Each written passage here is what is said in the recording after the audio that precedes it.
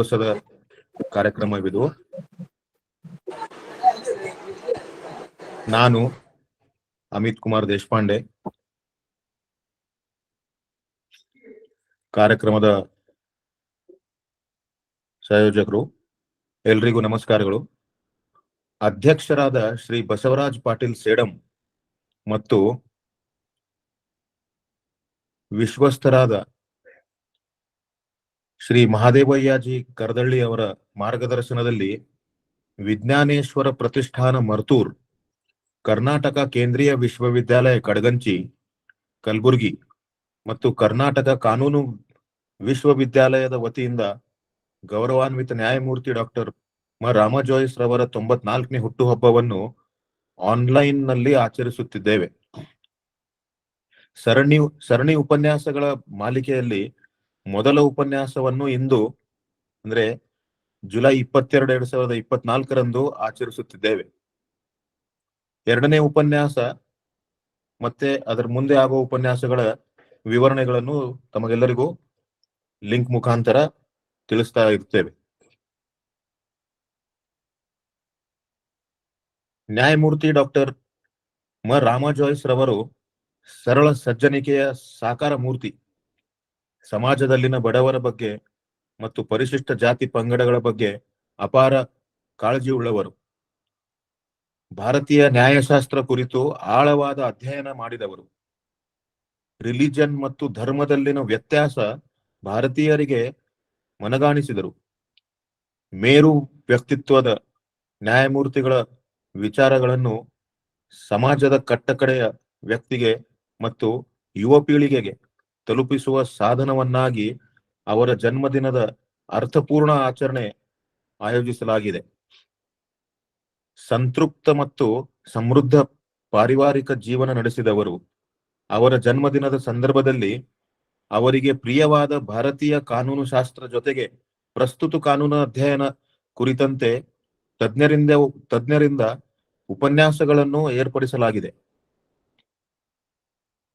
ಕಾರ್ಯಕ್ರಮದಲ್ಲಿ ಇಂದು ಉಪನ್ಯಾಸ ನೀಡಲು ಆಗಮಿಸಲಿರುವ ಕರ್ನಾಟಕ ಉಚ್ಚ ನ್ಯಾಯಾಲಯದ ನ್ಯಾಯಾಧೀಶರಾದ ಗೌರವಾನ್ವಿತ ನ್ಯಾಯಮೂರ್ತಿ ಶ್ರೀ ಶ್ರೀಶಾನಂದರವರು ಅಧ್ಯಕ್ಷತೆಯನ್ನು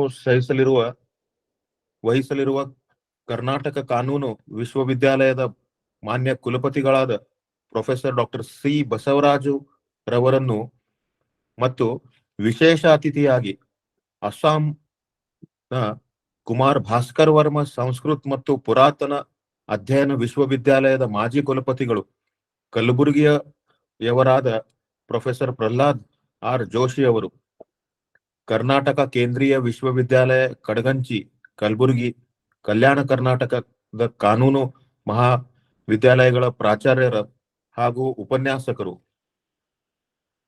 ವಿದ್ಯಾರ್ಥಿಗಳು, ಡಾಕ್ಟರ್ ಮ ರಾಮ ಜೋಯಿಸ್ ರವರ ಪರಿವಾರದ ಅಭಿಮಾನಿಗಳ ಬಳಗದ ಸದಸ್ಯರು, ವಿಶ್ರಾಂತ ರಾಜ್ಯಸಭಾ ಸದಸ್ಯರು ಮತ್ತು ಪ್ರತಿಷ್ಠಾನದ ಮಾನ್ಯ ಅಧ್ಯಕ್ಷರಾದ ಶ್ರೀ ಬಸವರಾಜ್ ಪಾಟೀಲ್ ಸೇಡಂ ರವರು, ವಿಜ್ಞಾನೇಶ್ವರ ಪ್ರತಿಷ್ಠಾನದ ಹಿರಿಯ ವಿಶ್ವಸ್ತರು, ಉಪನ್ಯಾಸ ಸರಣಿಗಳ ಪ್ರೇರಕರಾದ ಶ್ರೀ ಮಹಾದೇವಯ್ಯ ಕರದಳ್ಳಿ ಅವರು, ಶ್ರೀ ಸುರೇಶ್ ಬುಲ್ಬುಲೆ ಅವರು, ವಿಶ್ರಾಂತ IAS ಅಧಿಕಾರಿಗಳಾದ ಶ್ರೀ ಎಂ ಲಕ್ಷ್ಮೀನಾರಾಯಣ್ ರವರು, ಮರ್ತೂರಿನ ಶ್ರೀ ಗುಂಡಪ್ಪ ಕಂಬಾರ್, ಡಾಕ್ಟರ್ ವಾಸುದೇವ್ ಸೇಡಂ ರವರು, ಬೆಂಗಳೂರಿನ ನ್ಯಾಯವಾದಿಗಳಾದ ವಿಕ್ರಮ್ ಫಡ್ಕೆ ಅವರು, ತುಮಕೂರು ವಿಶ್ವವಿದ್ಯಾಲಯದ ಪ್ರೊಫೆಸರ್ ಎಂ ಕೊಟ್ರೇಶ್ ರವರು, ಮರ್ತೂರಿನ ಡಾಕ್ಟರ್ ಬಸವರಾಜ್ ಪಾಟೀಲ್, ಶ್ರೀ ಯೋಗೀಶ್ವರ್ ಯಾಜ್ಞವಲ್ಕ್ಯ ಸಮಿತಿಯ ಅಧ್ಯಕ್ಷರು, ಕಾರ್ಯಕ್ರಮದ ಸಂಯೋಜಕರಾದ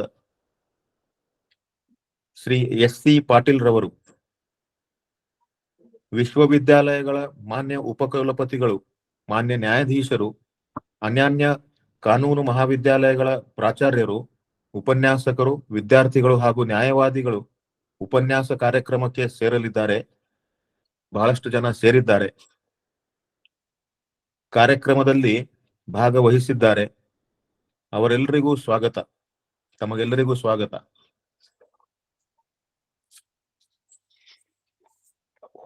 ಹೋದ 24 ವರ್ಷಗಳಿಂದ ಮರ್ತೂರ್ ದಲ್ಲಿ ಕಲಬುರಗಿ ಜಿಲ್ಲೆಯ ಮರ್ತೂರ್ದಲ್ಲಿ ಸ್ಥಾಪಿತಗೊಂಡ ವಿಜ್ಞಾನೇಶ್ವರ ಪ್ರತಿಷ್ಠಾನ ಭವನ ಡಾಕ್ಟರ್ ರಾಮ ಜೋಯಿಸ್ ರವರು ತಮ್ಮ ಒಂದು ಆಸಕ್ತಿಯನ್ನು ತೋರಿಸಿ ಇದನ್ನ ಸ್ಥಾಪನೆ ಮಾಡಿದ್ದಾರೆ. ಅದರ ವತಿಯಿಂದ ಬಹಳಷ್ಟು ಕಾರ್ಯಕ್ರಮಗಳು, ಲೀಗಲ್ ರಿಸರ್ಚ್ ಮತ್ತೆ ಬಹಳಷ್ಟು ಇನ್ನಿತರ ಕಾರ್ಯಕ್ರಮಗಳು ಆಗ್ತಾ ಇದೆ. ಕೋವಿಡ್ ಲಾಕ್ಡೌನ್ ಆದಾಗಿನಿಂದಲೂ ಆನ್ಲೈನ್ ವೆಬಿನಾರ್ ಸರಣಿಗಳನ್ನು ಮಾಡಿದ್ದೇವೆ. ಮೊದಲನೆಯ ಒಂದು ಆನ್ಲೈನ್ ಸರಣಿ ಉಪನ್ಯಾಸ ಮಾಲೆಯಲ್ಲಿ former chief justice of India honourable justice M N. Venkatachaliah ಅವರು ಮಾತನಾಡಿದ್ದಾರೆ. ರಿಸರ್ಚ್ ಸ್ಕಾಲರ್ಸ್ ಸುಧೀಶ್ ಪೈ ಅವರು ಸೀನಿಯರ್ ಅಡ್ವೊಕೇಟ್ ಆಗಿ ಆಥರ್ ಇದ್ದಾರೆ, ಅವರು ಮಾತಾಡಿದ್ದಾರೆ. ಬಹಳಷ್ಟು ಬೇರೆ ಬೇರೆ ಕಡೆಯಿಂದ ಬಂದು ಉಪನ್ಯಾಸಗಳನ್ನು ಕೊಟ್ಟಿದ್ದಾರೆ. ಸತತವಾಗಿ ಹೋದ 5 ವರ್ಷದಿಂದ ಡಾಕ್ಟರ್ ರಾಮ ಜೋಯಿಸ್ ರವರ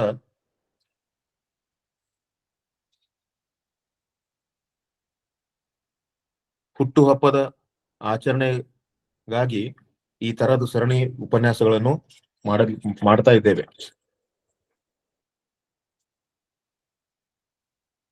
ಈ ಕಾರ್ಯಕ್ರಮ ಆಗುವ ಮುಂಚೆ ನಾನು ಶ್ರೀಮತಿ ಮಾಲತಿ, ಮಿಸ್ ಮಾಲತಿ, ದ್ವಿತೀಯ ವರ್ಷದ ವಿದ್ಯಾರ್ಥಿನಿ, SCAB ಕಾನೂನು ಮಹಾವಿದ್ಯಾಲಯ ರಾಯಚೂರು ಅವರನ್ನ ಆಮಂತ್ರಿಸುತ್ತೇನೆ. ತಾವು ಪ್ರಾರ್ಥನೆ ನುಡಿಗಳನ್ನು ಮಾಡಬೇಕಂತ. ಬೇರೆ ಎಲ್ಲರೂ ತಮ್ಮನ್ನ ಮ್ಯೂಟ್ ಮಾಡಿಡ್ಬೇಕು. ಮತ್ತೆ ಯಾರಿಗೆ ಹೇಳಿದೆ ಅವ್ರು ಮಾತ್ರ ಅನ್ಮ್ಯೂಟ್ ಮಾಡ್ಕೋಬೇಕು. ವಿಡಿಯೋನು ಆಫ್ ಅಲ್ಲಿ ಇಡ್ಬೇಕು. ಉಪನ್ಯಾಸ ಆದ್ಮೇಲೆ ಏನಾದ್ರೂ ಹೇಳೋದಿದ್ರೆ ನಾವು ತಿಳಿಸ್ತೀವಿ, ಸೂಚನೆ ಕೊಡ್ತೀವಿ, ಅವಾಗ ಮಾತ್ರ ಅನ್ಮ್ಯೂಟ್ ಮಾಡಬೇಕಂತ ವಿನಂತಿ. ಧನ್ಯವಾದಗಳು ಸರ್. ಹರೇ ಶ್ರೀನಿವಾಸ. ಮೋದಕ ಪ್ರಿಯನ ಗಜಾನನ, ಮೋದಕ ಪ್ರಿಯನ ಗಜಾನನ, ಪಾಶಾಂಕುಶಧರ ಮೂಷಿಕ ವಾಹನ, ಗಿರಿಜಾನಂದನ ದುರಿತ ನಿವಾರಣ, ಪಾಶಾಂಕುಶಧರ ಮೂಷಿಕ ವಾಹನ, ಗಿರಿಜಾನಂದನ ದುರಿತ ನಿವಾರಣ, ಮೋದಕ ಪ್ರಿಯನ ಗಜಾನನ. ಸಕಲ ವಿದ್ಯೆಯ ಬಲ್ಲ ಸಂಕಟನಾಶ, ಅಕಳಂಕ ಚರಿತನ ಸುತ ಗಣೇಶ, ಸಕಲ ವಿದ್ಯೆಯ ಬಲ್ಲ ಸಂಕಟನಾಶ, ಅಕಳಂಕ ಚರಿತನ ಸುತ ಗಣೇಶ, ಪಂಕಜಾನ ಪ್ರಿಯ ಕಳೆಯೋ ಮನ ಕ್ಲೇಶ, ಪಂಕಜಾನ ಪ್ರಿಯ ಕಳೆಯೋ ಮನ ಕ್ಲೇಶ, ಅಕ್ಕರದಿ ದಯ ಪಾಲಿಸೋ ಮನಹರುಷ, ಅಕ್ಕರದಿ ದಯ ಪಾಲಿಸೋ ಮನಹರುಷ, ಮೋದಕ ಪ್ರಿಯನ ಗಜಾನನ. ಅಂಬರದೀಶ್ವರ ಗೌರಿ ಕುಮಾರ, ಲಂಬೋದರ ಭವ ವಿಘ್ನ ವಿದೂರ, ಅಂಬರದೀಶ್ವರ ಗೌರಿ ಕುಮಾರ, ಲಂಬೋದರ ಭವ ವಿಘ್ನ ವಿದೂರ, ಅಭಿನವ ಜನಾರ್ದನ ವಿಠಲ ಉದಾರ, ಅಭಿನವ ಜನಾರ್ದನ ವಿಠಲ ಉದಾರ, ಅಭಯ ಹಸ್ತಧೀರ ದಯಾ ಸಾಗರ, ಅಭಯ ಹಸ್ತಧೀರ ದಯಾ ಸಾಗರ, ಮೋದಕ ಪ್ರಿಯನ ಗಜಾನನ, ಪಾಶಾಂಕುಶಧರ ಮೂಷಿಕ ವಾಹನ, ಗಿರಿಜಾನಂದನ ದುರಿತ ನಿವಾರಣ, ಪಾಶಾಂಕುಶಧರ ಮೂಷಿಕ ವಾಹನ, ಗಿರಿಜಾನಂದನ ದುರಿತ ನಿವಾರಣ, ಮೋದಕ ಪ್ರಿಯನ, ಮೋದಕ ಪ್ರಿಯನ, ಮೋದಕ ಪ್ರಿಯನ. ಧನ್ಯವಾದಗಳು ಸರ್. ಧನ್ಯವಾದ ಮಾಲತಿ ಅವರೇ. ಗೌರವಾನ್ವಿತ ನ್ಯಾಯಮೂರ್ತಿ ಶ್ರೀ ಶ್ರೀಶಾನಂದರವರು ಉಪಸ್ಥಿತರಿದ್ದಾರೆ. ಈಗ ಸ್ವಾಗತ ತಮ್ಮನ್ನು ಸರ್. ಶ್ರೀ ಪ್ರಹ್ಲಾದ್ ಆರ್ ಜೋಶಿ ಅವರು ಉಪಸ್ಥಿತರಿದ್ದಾರೆ. ಶ್ರೀ ಬಸವರಾಜು ಅವರು ಉಪಸ್ಥಿತರಿದ್ದಾರೆ. ಎಲ್ಲರಿಗೂ ಸ್ವಾಗತ. ಮತ್ತೊಮ್ಮೆ ತಮ್ಮ ಆಗಮನಕ್ಕೆ ಧನ್ಯವಾದಗಳು. ವಿವಿಧ ಕಾನೂನು ಮಹಾವಿದ್ಯಾಲಯಗಳ ಪ್ರಾಚಾರ್ಯರು ಹಾಗೂ ಇನ್ನಿತರರು ಇಲ್ಲಿ ಉಪಸ್ಥಿತರಿದ್ದಾರೆ. ಎಲ್ಲರಿಗೂ ಸ್ವಾಗತ. ಈಗ ಮುಂದಿನ ಹಂತಕ್ಕೆ ನಾವು ಹೋಗೋಣ. ಇಂದಿನ ಕಾರ್ಯಕ್ರಮದಲ್ಲಿ ಮುಖ್ಯ ಉಪನ್ಯಾಸ ನೀಡಲು ಆಗಮಿಸಿದ ಕರ್ನಾಟಕ ಉಚ್ಚ ನ್ಯಾಯಾಲಯದ ನ್ಯಾಯಾಧೀಶರಾದ ಗೌರವಾನ್ವಿತ ನ್ಯಾಯಮೂರ್ತಿ ಶ್ರೀ ಶ್ರೀಶಾನಂದರವರು ತಮ್ಮ ಉಪನ್ಯಾಸ ನೀಡಬೇಕೆಂದು ವಿನಂತಿಸುತ್ತೇನೆ. ಬೇರೆ ಎಲ್ಲರೂ ಸ್ವಾಗತ ಪರಿಚಯ ಆಗ್ಬೇಕು.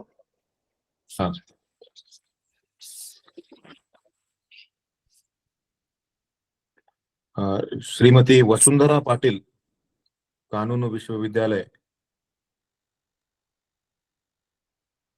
ಅವರನ್ನ ಸ್ವಾಗತ ಮಾಡಲು ಆಮಂತ್ರಿಸುತ್ತೇನೆ. ವಸುಂಧರಾ ಪಾಟೀಲ್ ರವರು. ಧನ್ಯವಾದಗಳು ಸರ್. ನಿಸ್ವಾರ್ಥ ಸೇವೆಯಲ್ಲಿ ತೊಡಗಿ ಸಾರ್ಥಕ ಜೀವನ ಮುಗಿಸಿ ಸದಾ ಕಾಲಕ್ಕೂ ನಮ್ಮೆಲ್ಲರ ಮನದಲ್ಲಿ ನೆಲೆಸಿರುವ ಗೌರವಾನ್ವಿತ ನ್ಯಾಯಮೂರ್ತಿ ಡಾಕ್ಟರ್ ಎಂ ರಾಮಜೋಯಿಸರನ್ನು ಮನದಲ್ಲಿ ನೆನೆಸಿಕೊಂಡು ಅವರ ಸಾರ್ಥಕ ಜೀವನಕ್ಕೆ ಅವರ ಹೆಜ್ಜೆಯಲ್ಲಿ ನಡೀತಾ ಇರ್ತಕ್ಕಂಥ ಸರ್ವರಿಗೂ ಶುಭ ಸಂಜೆ. ಈ ಕಾರ್ಯಕ್ರಮದಲ್ಲಿ ಭಾಗವಹಿಸಿದ ಎಲ್ಲರಿಗೂ ನನ್ನ ಹೃದಯಪೂರ್ವಕ ನಮಸ್ಕಾರಗಳು. ಹಿಂದಿನ ಕಾರ್ಯಕ್ರಮದ ವಿಶೇಷ ಉಪನ್ಯಾಸ ನೀಡಲು ಆಗಮಿಸಿದ ಕರ್ನಾಟಕ ಉಚ್ಚ ನ್ಯಾಯಾಲಯದ ನ್ಯಾಯಾಧೀಶರಾದ ಗೌರವಾನ್ವಿತ ನ್ಯಾಯಮೂರ್ತಿ ಶ್ರೀಶಾನಂದನ್ ಅವರನ್ನು ನಾನು ಅವರ ಪರಿಚಯವನ್ನು ಮಾಡಿಸುವುದು ಬಹುಶಃ ಸಮುದ್ರದ ನೀರನ್ನು ನಾವು ತುಂಬಿಕೊಳ್ಳಲು ಪ್ರಯತ್ನ ಮಾಡಿದಂತೆ.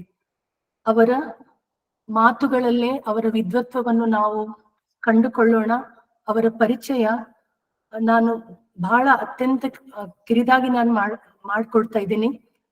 ಜಸ್ಟಿಸ್ ಶ್ರೀಶಾನಂದ್ ಜಿ ಅವರು ದಿನಾಂಕ 1966 ಪ್ರತಿಷ್ಠಿತ ವಕೀಲ ಮನೆತನದಲ್ಲಿ ಜನಿಸಿದ್ದಾರೆ. ದಿನಾಂಕ 4/5/2020 ನ್ಯಾಯಾಂಗ ಇಲಾಖೆಯಲ್ಲಿ ಅವರು ತಮ್ಮ ಸೇವೆಯನ್ನ ಸಲ್ಲಿಸ್ತಾ ಇದ್ದಾರೆ. ಶ್ರೀಯುತರ ಒಂದು ಸಾಧನೆಯನ್ನ ನಾನು ನೋಡ್ತಾ ಇರ್ಬೇಕಾದ್ರೆ ಅವರು ಅತ್ಯಂತ ಪ್ರಮುಖವಾಗಿರ್ತಕ್ಕಂಥ ತೀರ್ಪುಗಳನ್ನ ನೀಡಿದ್ದಾರೆ. ಅವುಗಳೆಲ್ಲವೂ ಬಹುಶಃ ಹೇಳೋದು ಇಲ್ಲಿ ಕಷ್ಟವೇ. ಅದರಲ್ಲಿ 1-2 ನಾನು ಇಲ್ಲಿ ಹೇಳ್ತಾ ಇದ್ದೀನಿ. ಅಂದ್ರೆ provisions of order 41 rule 27 production of additional evidence in appellate court ಹಾಗೂ ಕಾಪಿರೈಟ್ ಮೇಲೆ ತುಂಬಾ ಒಂದು ಮಹತ್ವವಾದ ತೀರ್ಪುಗಳನ್ನು ನೀಡಿದ್ದಾರೆ. ಅದೇ ರೀತಿಯಾಗಿ ಅವರ ಮಾತುಗಳು, ಅವರ ಕಳಕಳಿ ನಾನು ಕೂಡ ಕೆಲವೊಮ್ಮೆ ಅವರ ಭಾಷಣದಲ್ಲಿ ಕೇಳಿದ್ದೀನಿ. ಹೃದಯಪೂರ್ವಕವಾಗಿ ತಮಗೆ ಈ ಕಾರ್ಯಕ್ರಮದ ವತಿಯಿಂದ ಸ್ವಾಗತವನ್ನ ಬಯಸ್ತಾ ಇದ್ದೇನೆ ಸರ್. ತಮಗೆ ಸ್ವಾಗತ, ಸುಸ್ವಾಗತ. ಅದೇ ರೀತಿಯ ಥ್ಯಾಂಕ್ ಯು ಸರ್. ಅದೇ ರೀತಿಯಾಗಿ ಇಂದಿನ ಕಾರ್ಯಕ್ರಮದಲ್ಲಿ ಅಧ್ಯಕ್ಷ ಸ್ಥಾನವನ್ನು ವಹಿಸ್ಕೊಳ್ತಾ ಇರ್ತಕ್ಕಂಥ ನಮ್ಮ ಕಾನೂನು ವಿಶ್ವವಿದ್ಯಾಲಯದ professor doctor C Basavaraju sir ಅವರ ಕಿರು ಪರಿಚಯ, ಅವರ ಪರಿಚಯ ಕೂಡ ನಾನು ಬಹಳ ಅತ್ಯಂತ ಕಡಿಮೆ ಸಮಯದಲ್ಲಿ ಮಾಡಿಕೊಡ್ತಾ ಇದ್ದೇನೆ. ಅವರು ಆಂಗ್ಲ ಭಾಷೆಯಲ್ಲಿ ಸ್ನಾತಕೋತ್ತರ ಪದವಿಯನ್ನು ಪಡೆದು ಕಾನೂನು ವಿದ್ಯಾಭ್ಯಾಸದ ಕಡೆ ತಮ್ಮ ಪಯಣವನ್ನು ಬೆಳೆಸಿ ಕಾನೂನು ಪದವಿಯಿಂದ ಹಿಡಿದು ಡಾಕ್ಟರೇಟ್ ಪದವಿಯವರೆಗೂ ಮೈಸೂರು ವಿಶ್ವವಿದ್ಯಾಲಯದಿಂದ ಪಡೆದುಕೊಂಡಿದ್ದಾರೆ. ತಮ್ಮ ವೃತ್ತಿ ಜೀವನವನ್ನು ನ್ಯಾಷನಲ್ ಲಾ ಸ್ಕೂಲ್ನಿಂದ ಆರಂಭಿಸಿದರು. ಯೂನಿವರ್ಸಿಟಿ ಲಾ ಕಾಲೇಜ್ ಧಾರವಾಡ ನಲ್ಲಿಯೂ ತಮ್ಮ ಸೇವೆಯನ್ನು ಸಲ್ಲಿಸಿದ್ದಾರೆ. 1997 ಮೈಸೂರು ವಿಶ್ವವಿದ್ಯಾಲಯದಲ್ಲಿ ತಮ್ಮ ಸೇವೆಗೆ ಸೇರಿ ಅಸಿಸ್ಟೆಂಟ್, ಅಸೋಸಿಯೇಟ್ ಮತ್ತು ಪ್ರೊಫೆಸರ್ ಆಗಿ ಸೇವೆಯನ್ನು ಸಲ್ಲಿಸಿ ಪ್ರಸ್ತುತ ಕರ್ನಾಟಕ ರಾಜ್ಯ ಕಾನೂನು ವಿಶ್ವವಿದ್ಯಾಲಯದ ಕುಲಪತಿಗಳಾಗಿ ತಮ್ಮ ಸೇವೆಯನ್ನು ಸಲ್ಲಿಸುತ್ತಾ ಇದ್ದಾರೆ. ಶ್ರೀಯುತರ ಸಾಧನೆ ಅಪಾರ. ಅದರಲ್ಲಿ ಕೆಲವನ್ನು ನಾನು ಹೇಳ್ತಾ ಇದ್ದೇನೆ. ಅವರು 18 ಸಂಶೋಧನಾ ವಿದ್ಯಾರ್ಥಿಗಳಿಗೆ ಮಾರ್ಗದರ್ಶಕರಾಗಿ ತಮ್ಮ ಮಾರ್ಗದರ್ಶನವನ್ನು ನೀಡಿದ್ದಾರೆ. ಇನ್ನು ಹೆಮ್ಮೆಯಿಂದ ಹಂಚಿಕೊಳ್ಳಲೇಬೇಕಾದ ಅವರ ಸಾಧನೆಗಳಲ್ಲಿ 1984ರಲ್ಲಿ ಮೈಸೂರು ವಿಶ್ವವಿದ್ಯಾಲಯದಿಂದ ಸ್ವರ್ಣ ಪದಕವನ್ನು ಪಡೆದುಕೊಂಡಿದ್ದಾರೆ. ಬೆಸ್ಟ್ ಸಿಟಿಸನ್ ಅವಾರ್ಡ್, ಯಶಸ್ವಿ ಸಾಧಕ ಪ್ರಶಸ್ತಿ, Rajiv Gandhi Sadbhavana award, RTI awareness award, ಈ ರೀತಿಯಾಗಿ ಹಲವಾರು ಅವಾರ್ಡ್ಗಳು ಅವರಿಗೆ ಸಂದ ಗೌರವಗಳಾಗಿವೆ. ಇಂಥ ಘನ ವ್ಯಕ್ತಿತ್ವದ ಒಂದು ವ್ಯಕ್ತಿಯನ್ನು ಈ ಸಭೆಗೆ ನಾನು ಪರಿಚಯಿಸ್ತಾ ಇದ್ದೇನೆ. ತಮಗೂ ಕೂಡ ಸ್ವಾಗತ ಸರ್. ಅದೇ ರೀತಿಯಾಗಿ ಇಂದಿನ ವಿಶೇಷ ಅತಿಥಿಗಳಾಗಿ ಆಗಮಿಸಿರ್ತಕ್ಕಂಥ ಸಂಸ್ಕೃತದಲ್ಲಿ ವಿದ್ವತ್ವವನ್ನು ಹೊಂದಿರ್ತಕ್ಕಂಥ ಆಸಾಂನ ಕುಮಾರ್ ಭಾಸ್ಕರ್ ವರ್ಮಾ ಸಂಸ್ಕೃತ ಮತ್ತು ಪುರಾತನ ಅಧ್ಯಯನ ವಿಶ್ವವಿದ್ಯಾಲಯದ ಮಾನ್ಯ ಕುಲಪತಿಗಳಾದ ಪ್ರೊಫೆಸರ್ ಪ್ರಹ್ಲಾದ್ ಆರ್ ಜೋಶಿ ಅವರು. ಇವರು ಮೂಲತಃ ಗುಲ್ಬರ್ಗದವರಾಗಿದ್ದು ಪ್ರತಿ ಯಾವುದೇ ಒಂದು ಕಾರ್ಯಕ್ರಮದಲ್ಲಿ ಅವರು ಕೂಡ ಒಂದು ನಿಸ್ವಾರ್ಥ ಇದರಿಂದ ಭಾಗವಹಿಸ್ತಾ ಇದ್ದಾರೆ. ಅವ್ರಿಗೂ ಕೂಡ ನಾನು ಹೃದಯಪೂರ್ವಕವಾಗಿ ಸ್ವಾಗತವನ್ನ ಬಯಸ್ತಾ ಇದ್ದೇನೆ.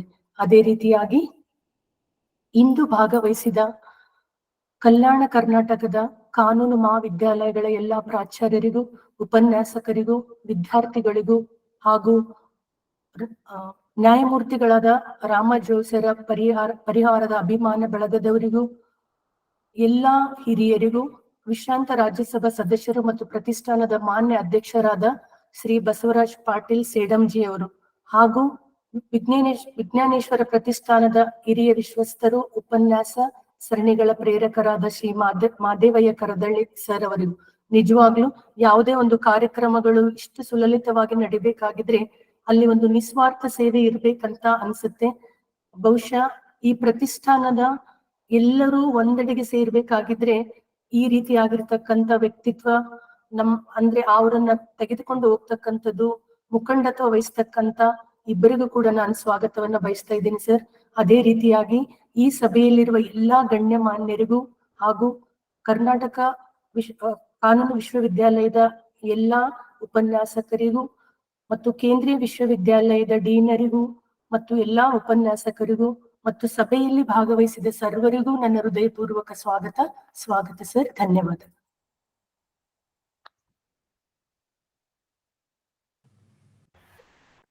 ಧನ್ಯವಾದ ವಸುಂಧರಾ ಮೇಡಮ್ ಅವರು.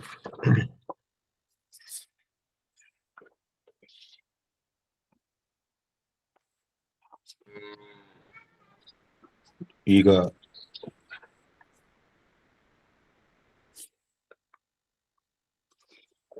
ಆನರಬಲ್ ಜಸ್ಟಿಸ್ ವಿ ಶ್ರೀಶಾನಂದ್ ಅವರಿಗೆ ನಾನು ಉಪನ್ಯಾಸ ನೀಡಲು ಆಮಂತ್ರಿಸುತ್ತೇನೆ.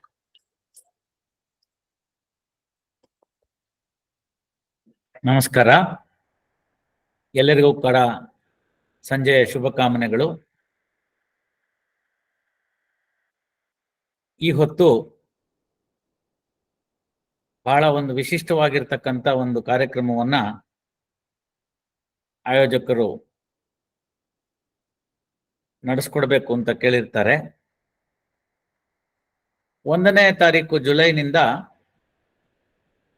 ಭಾರತೀಯ ನ್ಯಾಯಾಂಗ ಪದ್ಧತಿಯಲ್ಲಿ ವಿಶೇಷವಾಗಿ ಕ್ರಿಮಿನಲ್ ಪ್ರಕರಣಗಳ ಬಗ್ಗೆ ನಾವು ಒಂದು ಹೊಸದಾದ ಒಂದು ಅಧ್ಯಾಯವನ್ನ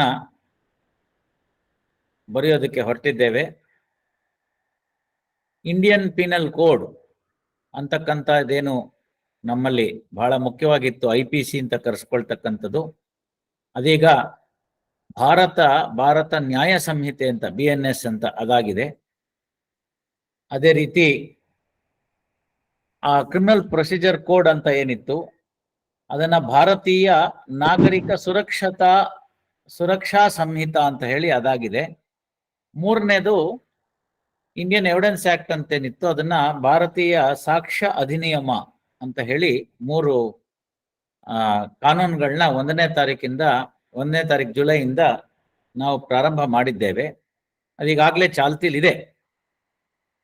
ಈ ಹಿನ್ನೆಲೆಯಲ್ಲಿ ನಮ್ಮ ಸನಾತನ ಧರ್ಮ, ಭಾರತದಲ್ಲಿರ್ತಕ್ಕಂಥ ಧರ್ಮ ಹೇಗಿತ್ತು, ಈ ಹೊಸ ಕಾನೂನುಗಳಿಗೂ ಅದರಲ್ಲೂ ವ್ಯತಿರಿಕ್ತ ಕಾಣ್ತೀವ, ವೈರುಧ್ಯಗಳೇನಾದ್ರು ಇದೆಯಾ, ಅಥವಾ ಆ ಧರ್ಮದ ನೆಲೆಗಟ್ಟಿನಲ್ಲಿ ಈ ಕಾರ್ಯಕ್ರಮಗಳೆಲ್ಲ ಇದೆಯಾ ಅನ್ನೋದನ್ನ ಬಗ್ಗೆ ಒಂದ್ ಸ್ವಲ್ಪ ವಿವರವಾಗಿ ತಿಳಿಸ್ಕೊಡ್ಬೇಕು ಅಂತ ಶ್ರೀ ಮಹದೇವಯ್ಯ ಕರದಳ್ಳಿ ಅವರು ನನಗೆ ಕರೆ ಮಾಡಿ ಕೇಳಿದ್ರು. ಆ ದೃಷ್ಟಿನಲ್ಲಿ ನಾನು ಈ ಹೊಸ ಕಾನೂನುಗಳನ್ನ ಸ್ವಲ್ಪ ಅಭ್ಯಾಸ ಮಾಡಿದ್ದೇನೆ. ಕಾನೂನುಗಳು ಹೊಸದಾಗಿ ಬಂದಿದ್ರು ಕೂಡ ಕೆಲವು ಮುಖ್ಯವಾಗಿರ್ತಕ್ಕಂಥ ಅಂಶಗಳನ್ನ ಹೊರತುಪಡಿಸ್ಬಿಟ್ರೆ ಮಿಕ್ಕಿದ್ದೆಲ್ಲ ನಾವು ಕೆಲವನ್ನ ಹಾಗೆ ಉಳಿಸ್ಕೊಂಡಿದ್ದೀವಿ, ಕೆಲವನ್ನ ಸ್ವಲ್ಪ ಮಾರ್ಪಾಟ್ ಮಾಡಿದ್ದೀವಿ ಅಂತ ಹೇಳ್ಬೋದು. ಒಂದು ಮುಖ್ಯವಾಗಿರ್ತಕ್ಕಂಥ ಚೇಂಜ್ ಅನ್ನ ನಾವು ಗಮನಿಸಬೇಕಾಗಿರ್ತಕ್ಕಂಥದ್ದು, ಬಹುತೇಕ ಇಲ್ಲಿ ಇರ್ತಕ್ಕಂಥ ಇವತ್ತು ಸೇರಿರ್ತಕ್ಕಂಥವ್ರಿಗೆಲ್ಲರಿಗೂ ಕೂಡ ಕನ್ನಡ ಬರುತ್ತೆ ಅಂತ ಭಾವಿಸ್ತೇನೆ. ಆದ್ರೂ ಕೂಡ for the benefit of all, let me now just speak in English and wherever it is possible anybody can make out the problems if any, and Kannada beku antandre avag nodona. By and large I think the people can also follow English anta bhavastini. Aa drishtinalli let us have a bilingual discussion on the subject. The major difference one can see between the Indian Penal Code and the Bharatiya Nyaya Samhita is in the name itself. Many of you might have understood or might not have really bothered to know what is the difference between the language. There was a lot of uproar in using the word Bharatiya itself and Nyaya Sanhita. Nyaya is a use of the word Nyaya has been coined with a great object to achieve as per my understanding. And Samhita, of course, it's a code, it's a equivalent in the Sanskrit, the code is called Samhita. So there should not be any great difference. But I emphasize on Bharatiya Nyaya. This is where the dharma gets into the act. See, the whole difference in understanding the title itself is like this. Indian Penal Code was drafted by Macaulay in the year 1830. It took about 3 years to conclude the drafting of the Indian Penal Code. So in 1833, when he completed, he gave it to the Britishers. They took their own time, 30 years, in bringing it to the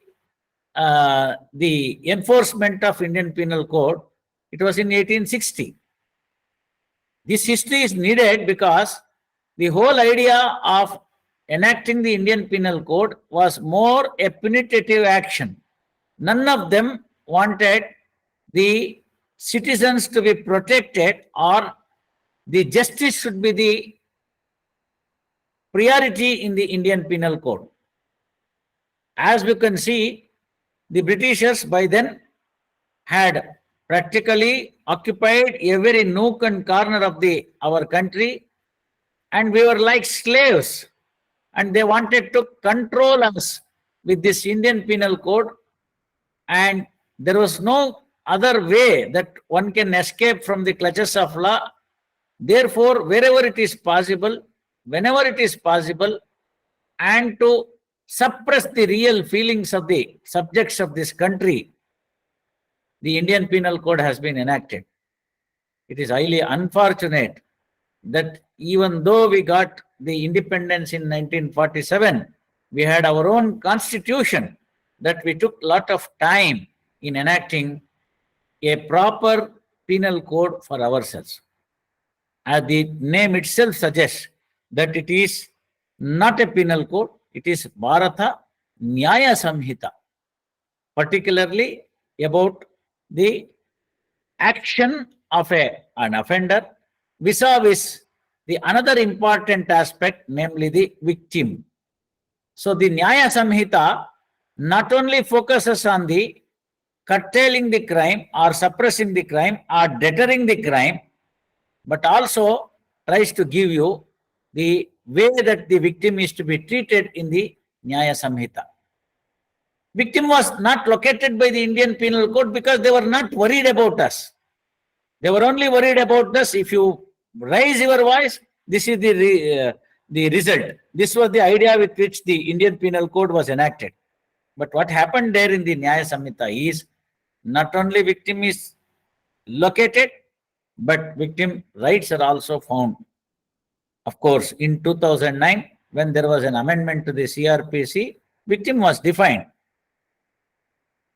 That was probably the beginning of understanding without the victim, the criminal procedure cannot go on, or dispensation of the justice under the criminal side could not be complete. Yes, there were certain rights granted to the victim, especially the compensation portion, appeal, all those things. But the fact remains that the victim compensation scheme in Karnataka, we have about 100 crores a year.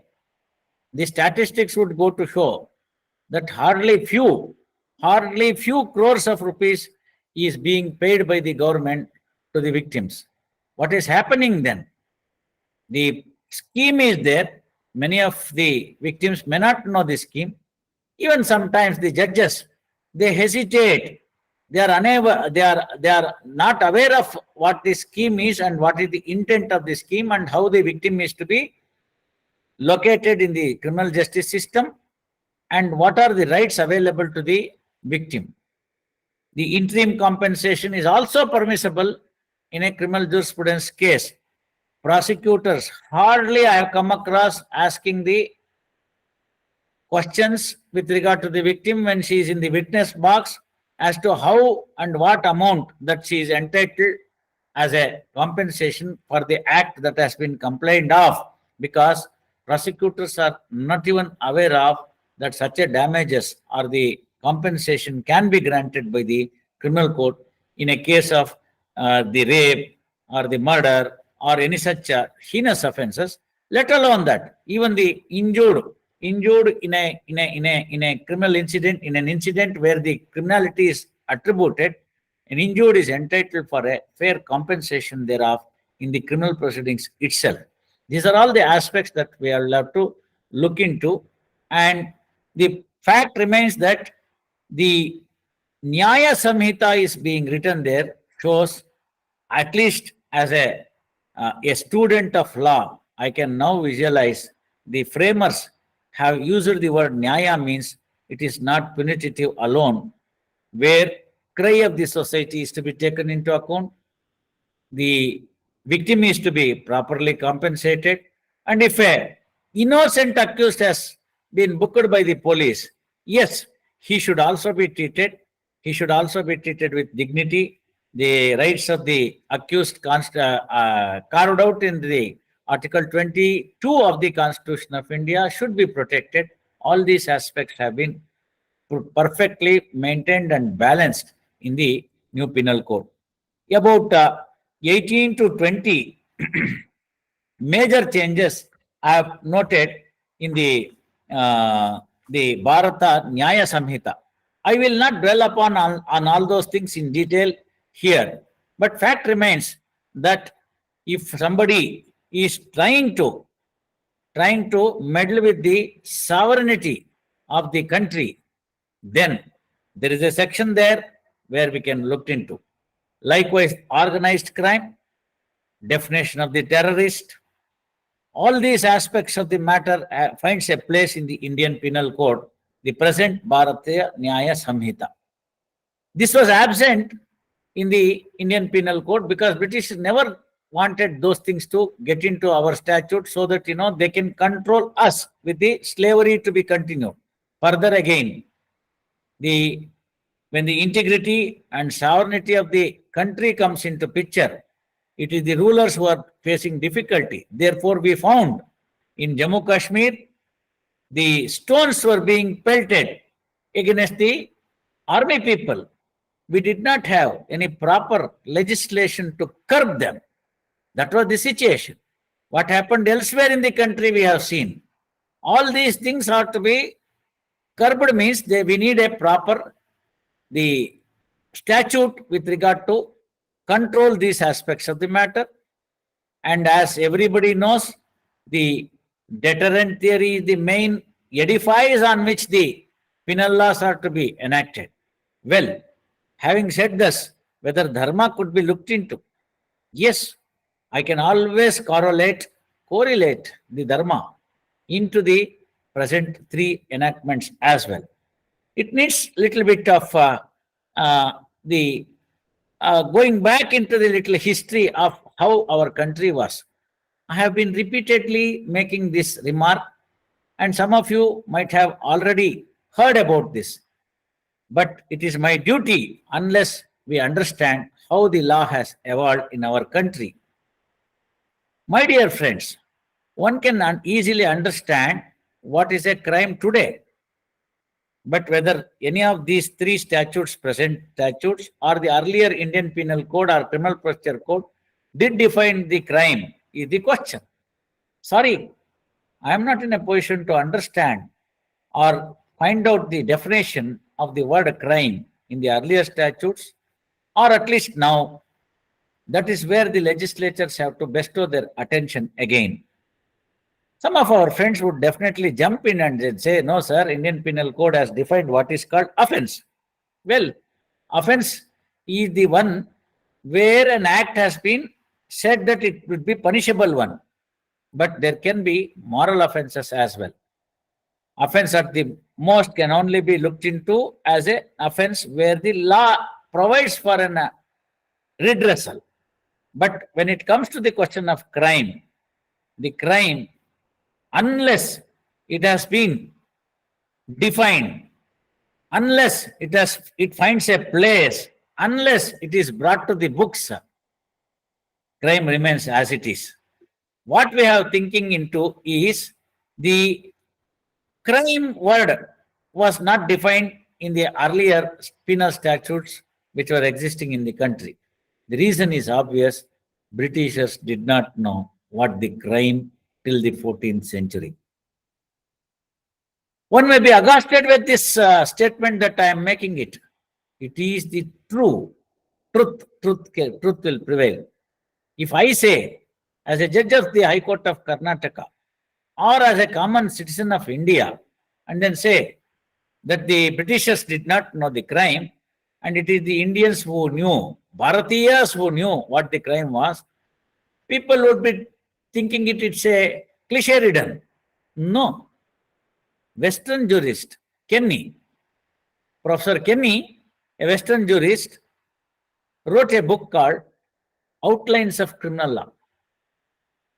The interested may just peep into the definition of the crime there in the outlines of Kenny's Outlines of Criminal Law. Kenny clearly points out that till the advent of 14th century, Britishers did not know what the crime is. In the advent of 14th century, the Britishers found out that there is something beyond the civil wrong where body hurt has taken place by an outrageous act of another person, either by pelting the stone or by otherwise doing some voluntarily act whereby something has happened which cannot be treated as a civil wrong alone. That action must also be brought before the court. Well, they called this action as felony. Now, the felony was a hazy idea or primitive form of the crime that they had. Therefore, their statutes, including the Indian Penal Code drafted by the Macaulay, did not define the word crime, nor in the Criminal Procedure Code the word crime was defined. Then you may understand, being an anxious person to find out whether the crime was defined elsewhere in the globe. Well, we have the UK because we have looked into American jurisprudence as much later. There were other jurisprudences available. Fine. One can understand that none of those things at that point of time did define the word crime. Then what about India then? What about Bharata then? Well, Manusmriti, of course, which cannot be accepted in the today's era in toto, having regard to the constitutional values that has been imbibed, where we have accepted. Well, Manu period was 3rd century as per the Westerners. If it is in 3rd century, what was the law that existed in 3rd century must be looked into. Manu not only defines the crime, but also classifies into two. He says with a clear and categorical words that the crime can happen only on two grounds, namely either for the wealth or for the woman. Well, he calls the wealth as the mother earth. ಒಂದು ಮಣ್ಣಿಗಾಗಿ ಅಥವಾ ಹೆಣ್ಣಿಗಾಗಿ ಅಂತ ಮನು ಸ್ಪಷ್ಟವಾಗಿ ಹೇಳ್ಬಿಡ್ತಾನೆ. Well, we know that under the Human Rights Act, all wealth originates from the mother earth. Therefore, in that context, the wealth that has to be understood what the Manu has said by the word users of the word Manu, that must be looked into in that context, that it is for the wealth or the woman. Even today, with the Bharatiya Nagarika Samhita, Nyaya Samhita also, we find major of the offenses is either towards the woman or towards the wealth.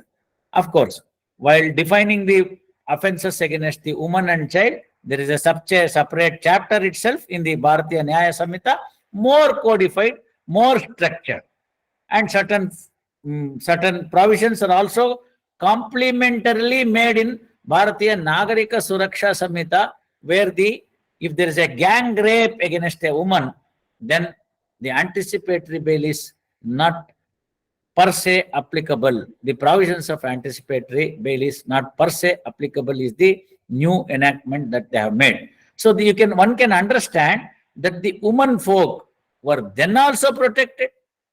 Subsequently, in the Mughal period and the British period, we had some aberrations. Again, now it has been protected. So those who want to say that Manu was against the woman is an incorrect statement. Be it what it may. That is, we can discuss it sometime later with that particular aspect when we deal with the woman rights that existed in the ancient India. Be it what it may. Now let us understand, if that definition were to be there in 3rd century, how was it crystallized and how was it clarified? My dear friends, Manu did not specifically put it in the codified form, the things that are there. He has gone on saying what is to be looked into for the well-being of the society at large. Even today, the penal laws, if somebody looks into the Paranjape's matters as to legal remedies or how the Kelkar's Code of Criminal Procedure, or for that matter, the Kenny's Outlines of Criminal Law, or any other text that is available in the present day modern areas, one can have to correlate that with the Yajnavalkya Smriti. Yajnavalkya Smriti assumes importance because what was told in different chapters here and there, all these aspects, has been structured by Yajnavalkya in the form of chapter wise. While dealing with the Raja Dharma, the Yajnavalkya also says, Na Vishnu Prithivipatihi Raja Pratyaksha Daivata. One can easily understand these two words. The Raja was the king. The king was the judge at that point of time. Therefore, all qualities of a judge were told to be there existing in the Raja. Therefore, the Raja had what is called a code that was called Raja Dharma. Raja Dharma contained that the dispensation of the justice was in accordance with law, what we say, was in accordance with dharma then. So then what the dharma means? This is where many of us get confused with the synonym that is used in the English language. Dharma is not to be understood as a religion. Ramajoy's book on the dharma would clarify with all necessary anecdotes and the necessary sanctions from the Shastras, the Shrutis and Smritis. Dharma is a wider concept. It is a code of living. It is not pertaining to what we follow as a ritual or the custom in our house. It is not about the puja that we do it in our puja room. It is not the practice that how we do it. Dharma goes beyond that and then says dharma is actually the code, a code whereby one has to live in a particular manner so as to achieve the well-being of the society at large and nation at a peace. This is what was called dharma. Interested persons may read the book Dharma written by Honorable Justice Ramajoyce. Be it what it may, for the present purpose, when we understand the dharma, it should be understood in that sense and not in the sense of the religion, what the English people translate dharma. If you give the meaning of dharma, or you can ask for the dharma in English, it will only come with religion. That is where our people have committed a great mistake. And they say whether this could be applicable. Why not? Even today, the dharma that what we are taking off is intrinsic and it is in existence in day-to-day life and it is happening. Sarvajna has said, very simple in Kannada, ಅನ್ನವನ್ನು ಇಕ್ಕುವುದು ನನ್ನಿಯನ್ನು ನುಡಿಯುವುದು ತನ್ನಂತೆ ಇತರರ ಬಗೆದೊಡೆ ಕೈಲಾಸ ಭಿನ್ನಾಣವಕ್ಕೂ ಸರ್ವಜ್ಞ. It is called a triplet. If somebody is hungry, feed them. That is your duty. Nanniಯನ್ನು ನುಡಿಯುವುದು, this is an important aspect. Nanni is always speaking about the truth.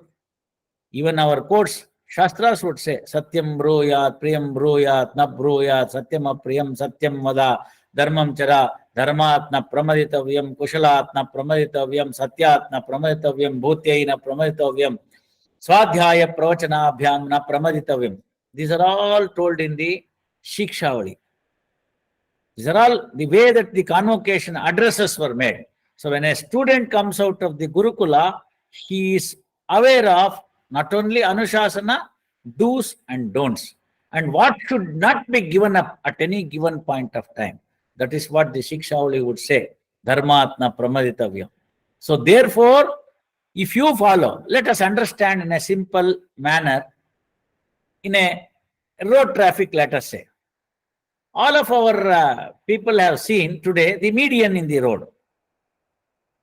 Vehicles existed. People have driven the vehicles when the median was not in existence.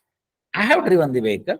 I have come to Dharwad. I have come to Kalburgi, driven the vehicle by myself when there were no medians. So what is now then the difference? Median is now put that in your way you can move freely. And the other man on the opposite side moves in his road freely. The median is now physically seen. 4 feet, 6 feet with some flowering plants, all these things we see. Have you not come across an upcoming vehicle, opposite vehicle, crossing the median with a high speed and hit the person who was moving in the right direction? Is it dharma then? Without that median, we have crossed down. The other man comes, I slow down, he slows down, both the vehicles can easily move. And then that man goes in that fashion, I go in my route. Absolutely, there was no accident. There was no head-on accident, even in the absence of medians. Why? Because we had what is called samyama, a restraint, a self-restraint. Samyama is reducing the speed. I have noted, I have spotted a vehicle which was upcoming with a sufficient amount of speed. Whether he slows down or not, let me slow down. Automatically, I give the way. Even today, the traffic rules would say, in a hilly region, you will have to, if it is a two-way, you will have to make the way for the upcoming vehicle, because it is every possibility that if he tries to put the brake, it may go back with the momentum. Therefore, the rule is even today, if you are moving in a hilly region or a ghat section, if you notice that an upcoming vehicle is there, it is the one which is moving towards the down, which has to slow down, apply the brake, make the way for the upcoming vehicle, and then you have to pass on. Is there a great law to be told for this? This one example can be applied in all our day-to-day life. In all our day-to-day life.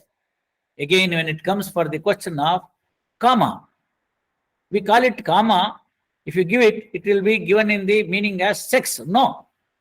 Kama, the word kama in Sanskrit means the asa, the desire. Well, I want to possess a house. I want to possess a vehicle. I want to marry. I want to have a wife. I want to have my child, progeny. Agreed. Completely agreed. Nobody puts any deterrent on this. Well, I want to have 2 wives. There is some problem. I want to have a child not born in my wife. There is a problem. My salary permits me to have a small house, but I want to construct a big bungalow. I want to thieve. I want to snatch. I want to take it away. This is the difference between ase and durase. Moment you find do, it is always dangerous. You would see Duryodhana, Dushyasana, all this do starting, no, it is highly difficult. So do, ase, durase. It is 2 different compartments. There is a subtle difference, the line of difference between the 2. Well, that line is no doubt sometimes a very thin line, but it is subtle. So long as you follow dharma, so long as you have restraint, so long as your ase is fulfilled, no problem. When it comes to the question of durase, you are violating certain things. Raja dharma, Raja has to, what one has to have is dealt in detail by Yajnavalkya. How a Raja should be there, what are all the qualities he should have. All these aspects of the matter have been clearly and specifically dealt with by Yajnavalkya in several verses. Several verses he has defined the Raja Dharma, that is how a judge should be there. So how a judge is to be there, what is the law to be applied was also told by the Manu, Yajnavalkya, Parashara, Narada, be it a civil litigation or a criminal litigation, how to resolve, how the evidence has to be taken, how a boundary dispute is to be worked out, all these aspects.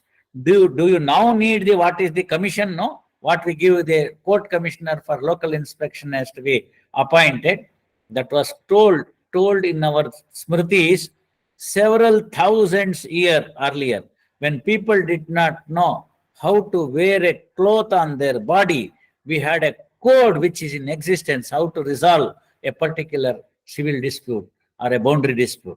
We also knew that there is a gradation. If a known person, a knowledgeful person, fully known about the act and the consequences thereof, commits an offense, he was to be dealt very severely than a person who was ignorant about a particular act. These are all the things that we find it in Smritis. Even today, in the new 3 enactments, that what we have found today, what we have been there in the place today, there are good number of sections, provisions of law, where we can definitely relate our ancient dharma with the present provision.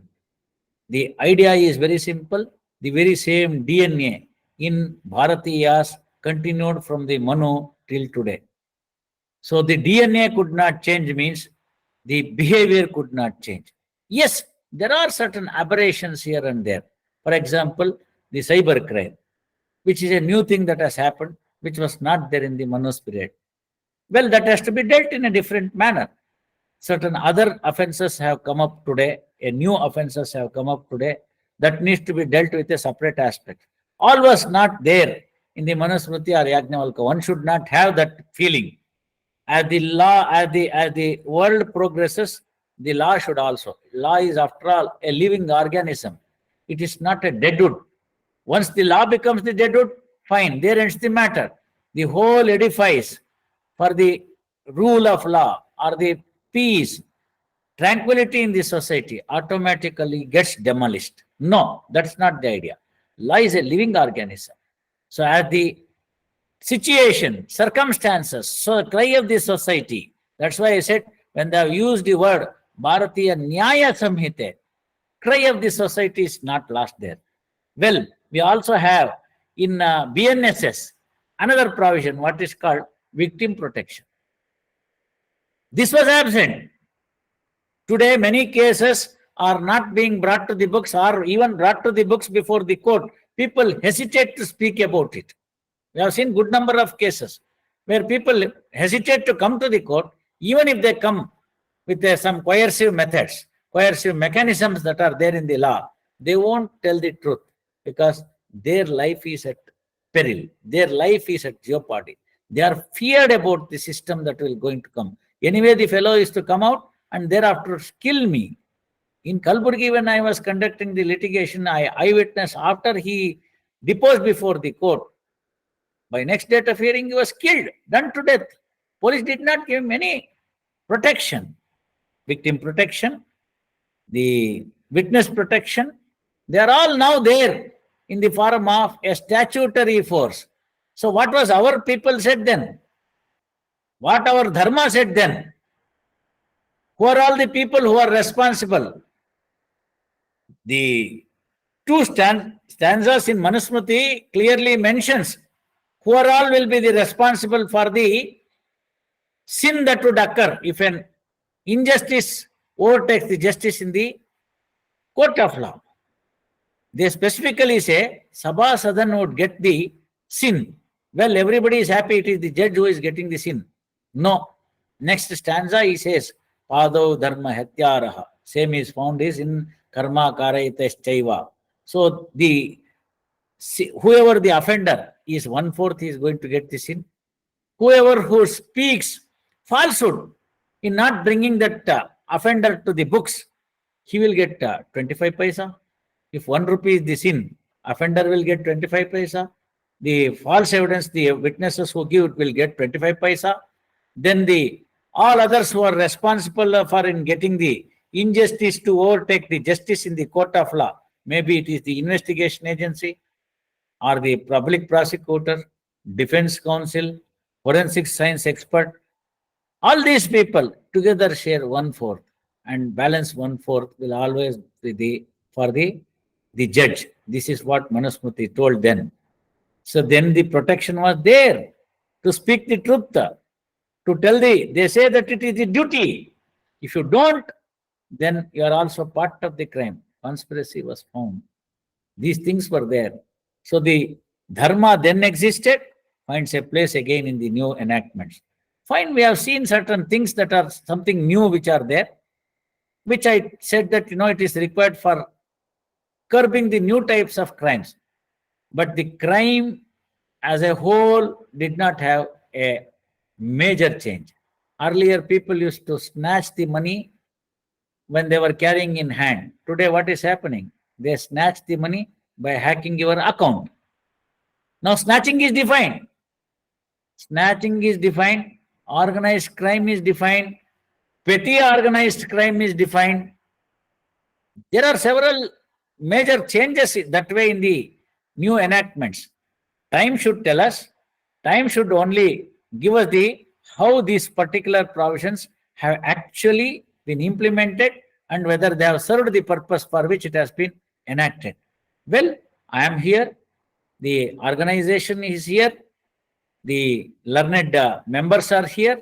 Those who are all interested in advancing the cause of justice would definitely join in another occasion. When some decisions were to come out on these provisions of law, we are all eager to discuss here. Sir, friends, this is only one aspect that we are looking into. These new 3-born babies are yet to see they have to achieve a lot. Our progeny, our home child, should we allow it to be curbed in the beginning itself? No. It has to find its place. It has to grow up. It has to yield the result. If there are any shortcomings, yesterday also in Gadagai, in the presence of the law minister of our state, Honorable Mr. H.K. Patil, in his presence, I openly made a statement in public that if there are any shortcomings in the law, enacting these 3 enactments, or if it is not going to suit, or if it is not going to work for the betterment of the society, Karnataka government has got the power to amend the certain provisions to adjust to the nativity because it's under the concurrent list. Well, even the central government, they can also see, and if the particular provision is misused or if it is not properly used, they can suggest certain amendments. Basuraju is here, Central University. The other legal luminaries are here. Senior Advocate Amit Kumar is here. Mr. Deshpande can very well point out, sir, this is the area where it requires some more fine-tuning. That can be worked out. Madam Savita Giri, I found, she has joined. She is running a law college principal dean in Kalburgi. She can suggest the necessary amendments to the law for betterment and cause of justice. Several other legal luminaries have joined. To name them, it's only a question of time. So instead of doing all those things, if we look into, and if we have in our background what the dharma that we had been preaching and we have been practicing, what has been told in the Shrutis and Smritis, in my opinion, we can correlate the provisions which are there in the new enactments very easily, and we can definitely say, sir, Yajnavalkya has said this, but we find it in this particular provision. Yajnavalkya has said like this we find it in the Bharatiya Nagarika Surakshata Samhita. Sir, this has happened in this particular fashion in the Nyaya Shastra. Well, very good. Nyaya Samhita, very good. Now this particular aspect, it has come up here. Now in the Evidence Act, we have seen some small changes, not a major change. That Evidence Act with the previous one, well, sir, it is now correlating. We can always look into. For a jignasu, for a researcher, it's a wonderful way of making it. I am sure that the students who are envisaging the interest into the new enactments can definitely find this a treasure where they can work and understand the ancient law, ancient dharma, the edifice. The dharma is the edifice for the new laws as well. We can definitely say that these are all the new provisions which are come, barring few, these finds place in our dharma as well.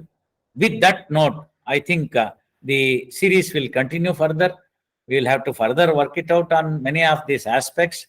What little I could make out from my understanding of these provisions, I'm a student of law. Even today, I am going the provision wise. It may consume some time for me, given the court work as well as the understanding. Well, I am reading it as a student of law, each and every provision. Wherever I have noted that we can now trace these particular things in the dharma, I am making a note as well. Wherever it is permissible, I am making a note as well. Therefore, my dear friends, the new enactments are not alien to our country.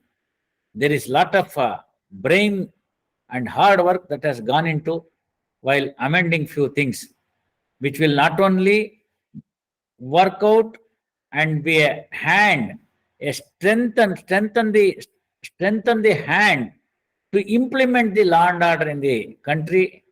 We can see we have got a provision now where if our enemies sit in elsewhere, maybe Canada, maybe Pakistan, maybe China, or any nook and corner of this globe, the planning is there, money flows from there, act is committed here. We have seen enough of these things earlier also.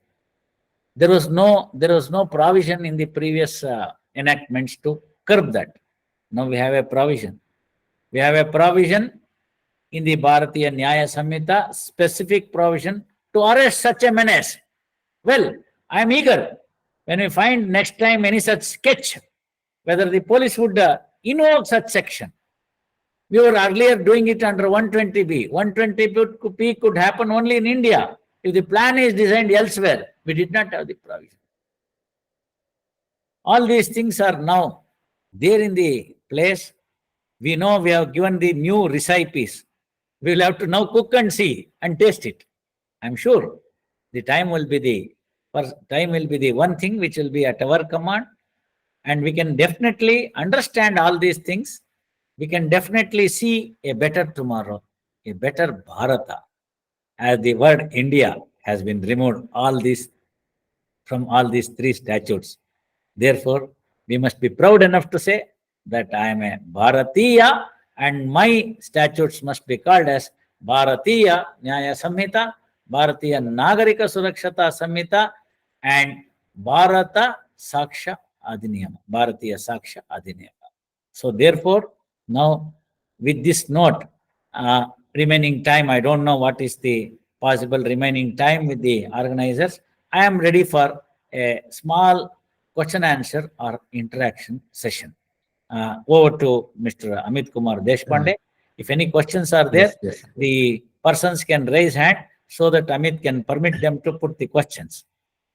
ಸರಿ, ಯಾರಿಗಾದ್ರೂ ಈ ವಿಷಯದ ಬಗ್ಗೆ ಒಂದು ಪ್ರಶ್ನೆಗಳಿದ್ರೆ ತಾವು ಸಂಕ್ಷಿಪ್ತವಾಗಿ ಕೇಳಬೇಕಂತ ವಿನಂತಿ.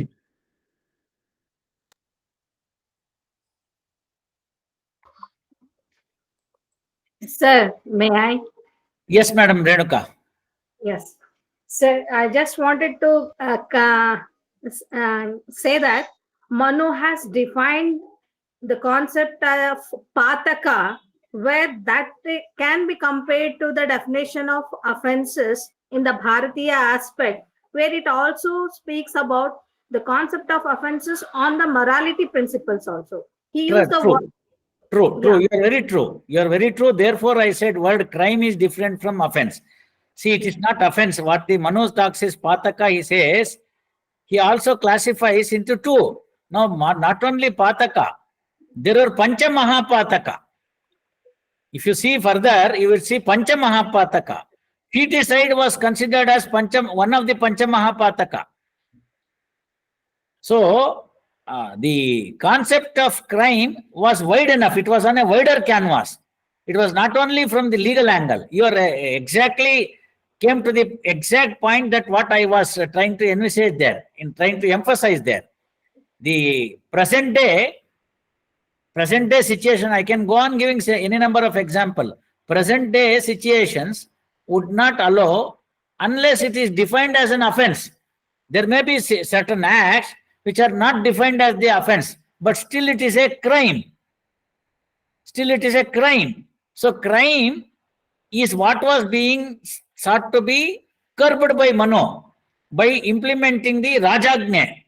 Raja Dharma, Rajaniti. Rajaniti is the principles, directive principles of the state policy. That's a different issue. When we look at the constitution also, framers of constitution have borrowed many things. Unfortunately, we are not in a position to understand those aspects of the matter. Therefore, what we have to do is, we will be now looking at from that angle, the present positions. Fine, you are there. Certain things finds place now. The central government has incorporated. Yes, it's an elected government. Our representatives are responsible for enacting a particular piece of legislation. Unless they bring it to the notice of the concerned and they legislate, court's role is only to implement it. Well, if there is no proper legislation and court feels, court can make recommend and then also give some guidelines. But court is not there to legislate. In their period, Raja was to legislate and Raja was to implement. So it was an injunction to himself. So he cannot go beyond that. We have got very good example. Take the example of Satya Harishchandra. If you take the example of Satya Harishchandra, you would find he gives the word, barring the story and other things, gives the word and he lives for that promise. And you see what happens when Lohitashva, his son, died with a serpent bite, and when he is to be buried, Chandramati comes there. By then he had sold Chandramati and Lohitashva, and he was the person who was in charge of the crematorium. He was working under a particular master. He says, unless you fulfill these conditions, bringing a pot of the liquor and a vastra and some revenue, some amount of money, she would not allow his dead son to be buried there. Do you want such examples? It is umpteen in our Purana, Shastras. And mind you, all these things did not last for long in Harishchandra's period. All these problems were for a period of 2 years only. If you look at the Harishchandra's life story, it happened, all these things happened in 2 years only. So the man was really pushed to the wall, and then also he did not. Dharmatna pramaditavyam. Personification, if you want for the Dharmatna pramaditavyam, whom more you want other than Satya Harishchandra. See, those are the values that this country has cherished. Therefore, he knew, and the master was not there anyway. When Lohitashva was brought by Chandramati to the burial ground, the master was sitting elsewhere. He could have allowed because nobody else is there to watch. But what watched the Satya Harishchandra at that point of time is the concept of conscious of dharma that watched. And he says, the Chitraguptas are here. What we always say, the Chitraguptas are here. They are going to make the audio video. If you see Bharatiya Nagarika Suraksha Samhita as well as the Saksha Adhinayama, today major change, a phenomenal change that has been brought into the Bharatiya Nagarika Suraksha Samhita as well as the Saksha Adhinayama is the audio video recording. Wonderful. Wonderful, because we are using the technology for the upliftment of the values. Upliftment of the values, audio video is now using to a great extent intervention of the authorities, investigating agencies, modification, modulation, and then manipulation are all now curbed to a great extent. There are possibilities even with that also. Yes, they have to be time tested, but to a great extent, to a very great extent, the manipulations, ill motivation can be curbed with the provisions we have. And you also mentioned about Pataka.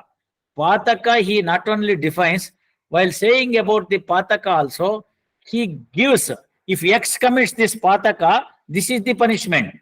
That means to say, if an educated commits an Pataka, the punishment is on a higher pedestal. If a non-educated commits the Pataka, it is on the lower pedestal. Unfortunately, we don't have that, because now ignorance is no bliss and Article 14. If a child commits, see, I'll give a simple example. If a fly falls onto your tea pot, what you do is you throw the tea and then take one more tea. If the very same fly falls into your ghee pot, what do? You will remove the fly and use the ghee. Is it not? Is it not selective then?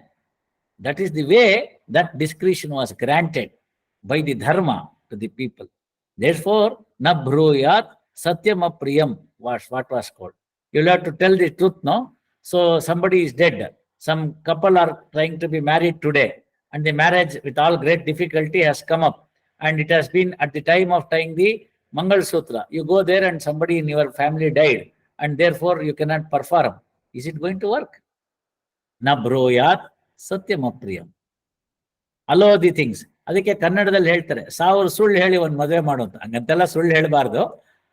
ಯಾಕೆ ಅದನ್ನ ಬಂದಿದೆ ಅನ್ನೋದಕ್ಕೆ ಹೇಳಿದೆ. ಒಂದು ಮಂಗಳ ಕಾರ್ಯ ಆಗುವಾಗ ಮಂಗಳ ಕಾರ್ಯವನ್ನ ತಪ್ಪಿಸೋದು ಎಷ್ಟು ಪಾಪ ಅಥವಾ ಆ ವಿಷಯವನ್ನ ತಿಳಿಸೋದು ಎಷ್ಟು ಪುಣ್ಯ ಅಂತ ನೋಡ್ಬೇಕು. ಕಟ್ಟಿದಾದ್ಮೇಲೆ ಮಂಗಳ ಸೂತ್ರನ ಆನಂತರ ಹೋಗಿ ತಿಳಿಸ್ಬೋದು.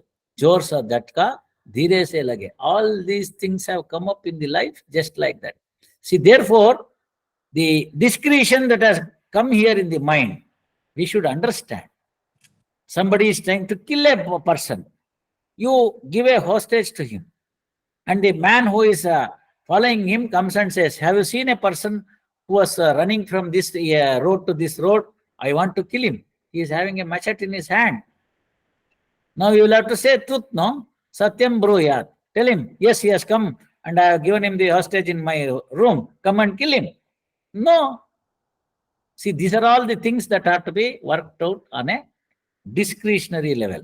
Well, we can go on discussing these things with any number of examples. Any other questions that we can take it? Anyway, Renuka madam, you made a very good point about the Pataka. I'm happy to know. I have one more doubt in my mind with respect to the kind of punishment that is adopted in Bharatiya Nyaya Sanhita, that is community services. Can that be analyzed with the concept of prayashchitta, that is the theory of expiation? Wonderful, wonderful. Prayashchitta, please madam, prayashchitta is not in the form of community service. See, we have several theories. Prayashchitta will always come. There is a prayashchitta prakarana.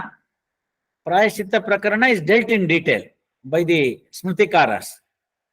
For what is what the prayashchitta. You would also find elsewhere in the globe, hand to hand, eye to eye, all these things we have seen. Even today that is being practiced. Be it what it may. Prayashchitta prakarana, if you go to the Purana, in the Mahabharata, how the things went on, Parikshita went to the Hunting. See, again they say, see the luxury that the kings had, the hunting. The idea must be seen is, hunting was not luxury or showing the shauryatva. Hunting was to prevent the people from the bad or evil. That must be understood. He went for hunting. He became very thirsty. He went to the ashram of Jabali. He was in his meditation, so he could not sense that the Raja had come, and therefore he doesn't open his eyes. He is very much worried, the Raja, full of thirst, emotion shoots up. He finds that this fellow is now having me come here, not recognizing me. The ego steps in, and he finds a dead snake, puts it in the form of mala to Jabali, and then goes away. His son comes back, Shrungi. He is after all 8-9 years old boy. He comes to the ashram. He sees his father with this dead snake on his surrounded his neck. So he asks the question. He wakes up his father and says, "What is this?" So the Jabali then rewinds the CCTV camera. I'm just giving in the modern day methodology. With his Divya Jnana, he rewinds and he sees Raja coming there, Raja noting all these things, and then Raja finding it difficult. Then also these things happen. Then what happens is that, okay, this is what has happened. Then he says, well, it was a mistake on my part, because Raja Pratyaksha Daivata, when Daiva had come, it was my duty that I should have given whatever the necessary hospitality. After all, he was thirsty enough. So therefore, it was my mistake. This is what Jabali thinks. Shrungi thinks that Raja has committed a great, grave sin, and he gives a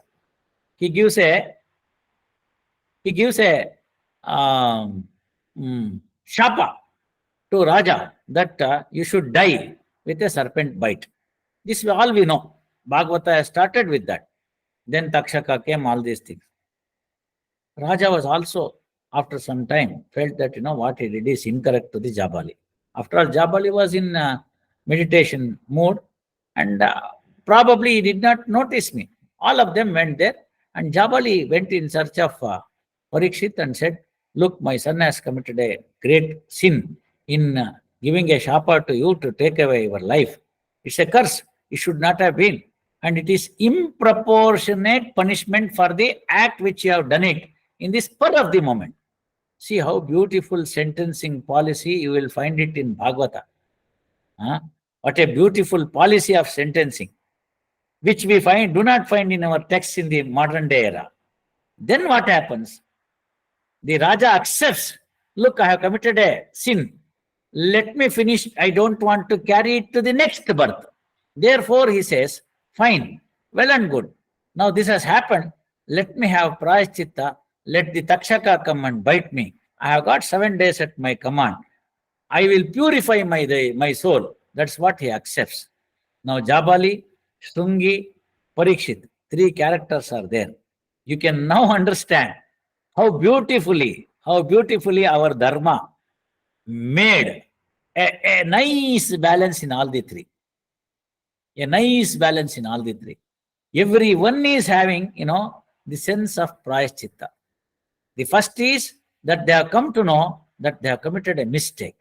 That is the first realization. Moment you come to know that you have committed a mistake or a sin, then the question of prayaschitta. The community service is not with that intention. The community service that the Nagarika Suraksha Samhita is talking of is, let us take an example that, you are driving the car, all of a sudden, one small goat or the cow crosses the road. You put the brake, but the boy also passes through. The one who is managing the cow or the goat passes through. By then, he comes to behind your wheel and he dies. 304 is the offense earlier. Well, minimum 6 months is as per the Supreme Court judgment in Saurav Bakshi. If you are to be convicted for that, let us see now what you do.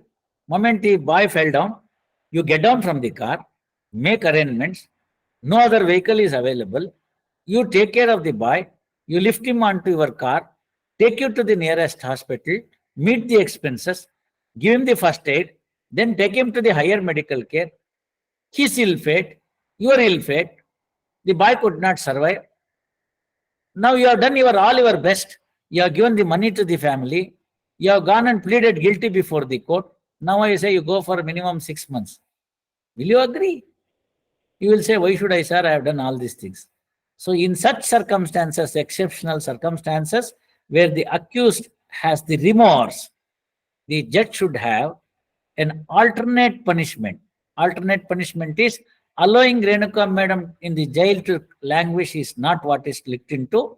At that point of time, what is to be looked into is allow the Renuka madam to serve that family or serve an orphanage or do something which is going to be there, which is better than serving the sentence in the jail. This is what the community service is, what we are trying to understand and what it has been incorporated. Yes, if I get a case, I may write a good judgment on that. It's then open for all of us to revisit into the community services as well. Any other questions, please? I think time is ticking out. Yes. Sir, people are asking questions indicates that they have taken keen interest in the lecture. In Yes, fact, please. ಇಷ್ಟು ಆಳವಾಗಿರೋ ವಿಷಯಗಳನ್ನು ಇಷ್ಟು ಸರಳವಾಗಿ ತಿಳಿಸಿದ್ದು ಮತ್ತೆ ಬಹಳ ಗಂಭೀರವಾಗಿ ನಾವೆಲ್ಲರೂ ವಿಚಾರ ಮಾಡುವಂತ ಎಲ್ಲ ವಿಷಯಗಳನ್ನು ನಮಗೆ ತಿಳಿಸಿದ್ದು.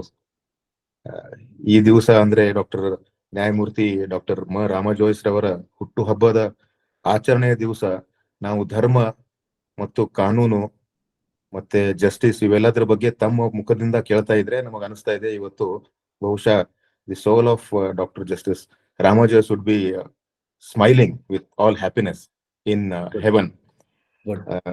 ಅವ್ರ ಶಿಷ್ಯನಾಗಿ ಅವರ ಒಡನಾಟ ಇಟ್ಕೊಂಡು ಅವ್ರು ಮಾಡಿದಂತ ಕೆಲಸಗಳಲ್ಲಿ ಸಣ್ಣ ಪುಟ್ಟ ನಮ್ದು ಒಂದು ಸಣ್ಣ ಕೊಡುಗೆಗಳು, ಅಳಲ್ ಸೇವೆ ಅಂತೀವಲ್ಲ ಹಾಗೆ ಮೈನ್ಯೂಟೆಸ್ಟ್ ಪಾಸಿಬಲ್ ಥಿಂಗ್ ನ ಇಟ್ಕೊಂಡಿರೋದ್ರಿಂದ ನಾವು ಅದನ್ನ ಒಪ್ಕೊಳ್ಬೇಕಾದಂತ ಪರಿಸ್ಥಿತಿ ಬರುತ್ತೆ. ನನ್ನ ಕರ್ತವ್ಯ ಅಂತ ಭಾವಿಸ್ತೀನಿ. ಎಲ್ಲ ಸಜ್ಜನರಿಗೆ ಸಂತೋಷವಾಗಿದ್ರೆ ವಿಚಾರಗಳ ಬಗ್ಗೆ ಈ ಶ್ರಮ ಸಾರ್ಥಕ. ತಾವು ಕೂಡ ತಮ್ಮ ಎಲ್ಲ ದೈನಂದಿನ ಕೆಲಸ ಕಾರ್ಯಗಳು ಬಿಟ್ಟು ಇದರಲ್ಲಿ ಸೇರ್ಕೋತಾ ಇದ್ದೀರಿ, ಒಂದು ಕಾಸ್ ಆಫ್ ಜಸ್ಟಿಸ್ಗೆ ಕೆಲಸ ಮಾಡ್ತಾ ಇದ್ದೀರಿ. ನಿಮ್ಗಳ ಜೊತೆ ಎಲ್ಲ ಸೇರೋದು ಕೂಡ ನನಗೂ ಹರ್ಷ ಕೊಡುತ್ತೆ. ನನ್ನ ಏನು ಕಾನೂನಿನ ಬಗ್ಗೆ ಇರ್ತಕ್ಕಂಥ ವಿಚಾರಗಳೇನಿದೆ ಅದರಲ್ಲಿ ರೇಣುಕಾ ಮೇಡಮ್ ತರದ ಕೆಲವರು ಬಂದಂತ ವಿಚಾರಗಳನ್ನೆಲ್ಲ ನಾವು ಗಮನಕ್ಕೆ ತೆಗೆದುಕೊಂಡಾಗ ಚರ್ಚೆಗೆ ಒಳಪಡಿಸಿದಾಗ ಹೆಚ್ಚು ವಿಷಯಗಳನ್ನ ಹೊಳೆದು ಅದು ಇನ್ನೂ ಸಮರ್ಪಕವಾದ ರೀತಿಯಲ್ಲಿ ಅನುಷ್ಠಾನಕ್ಕೆ ತರೋದಕ್ಕೆ ಅನುಕೂಲವಾಗುತ್ತೆ. ಸಮಯಾವಕಾಶ ಕಡಿಮೆ ಇದೆ ಅಂತ ಭಾವಿಸ್ತೀನಿ, ಯಾಕೆಂದ್ರೆ ಮೀಟ್ ಎಲ್ಲಾನು ಟೈಮ್ ಆಧಾರಿತವಾಗಿರುತ್ತೆ. ಹಾಗಾಗಿ ಇನ್ಯಾವತ್ತಾರು ಇದ್ರ ಬಗ್ಗೆ ಕ್ವಶನ್ ಅಂಡ್ ಆನ್ಸರ್ಸ್ ಮತ್ತೊಂದು ಬೇಕಾಗಿದ್ರೆ ಅಮಿತ್ ಕುಮಾರ್ ದೇಶಪಾಂಡೆ ಅವ್ರಿಗಾಗ್ಲಿ ಅಥವಾ ನಮ್ಮ ಜ್ಯೋತಿ ಮೇಡಮ್ ಕರ್ದಳ್ಳಿ ಅವ್ರಿಗಾಗ್ಲಿ ಅಥವಾ ನಮ್ಮ ಮಹದೇವಯ್ಯ ಅವ್ರಿಗೆ ಆಗ್ಲಿ ಯಾರಿಗೆ ಆಗ್ಲಿ ಇಂಥವ್ರಿಗೆ ದಯವಿಟ್ಟು ನೀವು ಅದನ್ನ ಮುಂಚಿತವಾಗಿ ತಿಳಿಸ್ಕೊಂಡು ಏನಾದ್ರು ಇತ್ತು ಅಂತಂದ್ರೆ ಅವಕಾಶ ಸಮಯ ಇತ್ತದೆಲ್ಲ ಆಯ್ತು ಅಂತಂದ್ರೆ ಆಗ ಇನ್ನೊಂದು ಸೆಷನ್ ನ ಇಟ್ಕೊಂಡು ಆ ಕ್ವಶನ್ ಅಂಡ್ ಆನ್ಸರ್ಸ್ ನೆ ತಗೊಳ್ಳೋಣ ಅಥವಾ ಇನ್ಯಾವ್ದಾದ್ರು ಮತ್ತೊಂದು ವಿಚಾರಕ್ಕೆ ಪುನಃ ಸೇರೋಣ. ಈ ತರ ಒಂದು ಸದ್ವಿಚಾರ ಇವೆಲ್ಲ ಸ್ವಾಧ್ಯಾಯ ಪ್ರವಚನ ಇವೆಲ್ಲ ನಡೀತಾ ಇರಬೇಕು. ನಡೆದಾಗ್ಲೇ ಕೂಡ ಆ ಸಮುದ್ರ ಮಥನದಲ್ಲಿ ಎಲ್ಲ ಒಳ್ಳೇದು ಕೆಟ್ಟದು ಎಲ್ಲ ಹೊರಗೆ ಬಂತು. ಕಾರ್ಕೋಟಕ ವಿಷ ಬಂತು. ನೀಲಕಂಠನಾಗಿ ರುದ್ರದೇವರು ಅದನ್ನ ತಾವು ಸ್ವೀಕಾರ ಮಾಡಿ ಇಡೀ ಜಗತ್ತನ್ನ ರಕ್ಷಿಸಿದ್ರು. ಆ ರುದ್ರದೇವರು ಆ ರೀತಿ ಅವತ್ತು ಆ ವಿಷವನ್ನ ಸೇವನೆ ಮಾಡಿ ತೆಗೆದುಕೊಂಡಿದ್ದರಿಂದ ಅವ್ರಿಗೆ ನೀಲಕಂಠ ಅಂತ ಹೆಸರು ಬಂತು.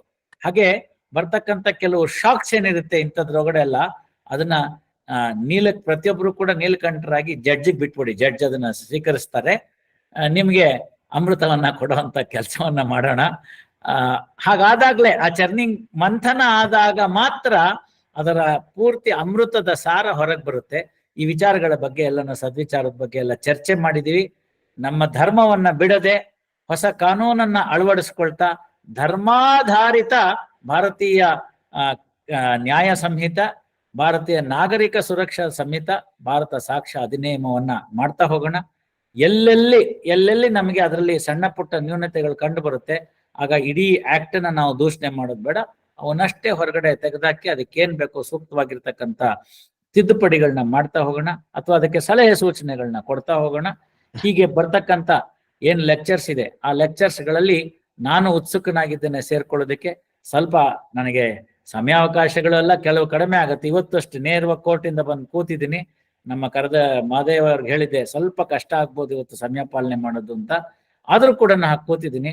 ಆದ್ರೂ ಉದ್ದೇಶ ಏನು ಅಂತಂದ್ರೆ ಸಜ್ಜನರಿಗೆ ಸದ್ವಿಚಾರಗಳು ತಲುಪಬೇಕು ಅಂತ. ಎಲ್ಲದಕ್ಕಿಂತ ಹೆಚ್ಚಾಗಿ ನಮ್ಮ ಅಮಿತ್ ಕುಮಾರ್ ಅವ್ರು ಹೇಳಿದಾಗೆ ರಮಾ ಜೋಯಿಸ್ ಅವರಿಗೆ ನಾವು ಕೃತಜ್ಞರಾಗಿರ್ಬೇಕು.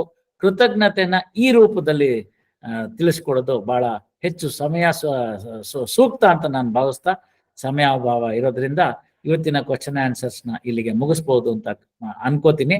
ಇನ್ನು ಹೆಚ್ಚುವರಿ ಪ್ರಶ್ನೋತ್ತರಗಳು ಅಥವಾ ಸಂವಾದಕ್ಕೆ ಏನಾದ್ರು ಇತ್ತು ಅಂದ್ರೆ ಮತ್ತೊಂದು ದಿನ ಸೇರೋಣ. ಅದಕ್ಕೆ ಸೂಕ್ತವಾಗಿರತಕ್ಕಂಥ ವೇದಿಕೆಯನ್ನ ಎಲ್ಲ ಆಯೋಜಕರು ತಯಾರು ಮಾಡಿಕೊಡ್ತಾರೆ. ಅಮಿತ್ ಅವರೇ ತಾವು ಕಾರ್ಯಕ್ರಮವನ್ನ ಸಂಪನ್ನ ಮಾಡಬಹುದು. ಧನ್ಯವಾದ ಸರ್.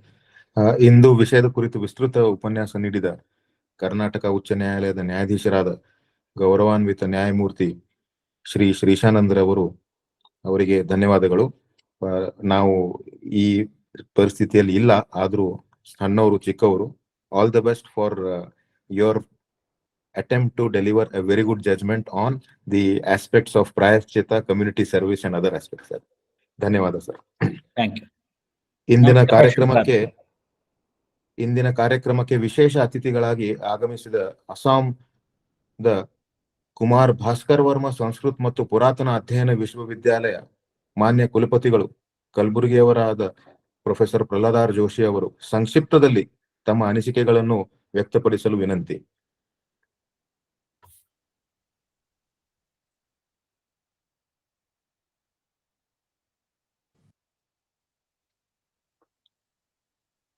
ಪ್ರೊಫೆಸರ್ ಪ್ರಹ್ಲಾದ್ ಜೋಶಿ ಅವರು ಅನ್ಮ್ಯೂಟ್ ಮಾಡಬೇಕಂತ ವಿನಂತಿ.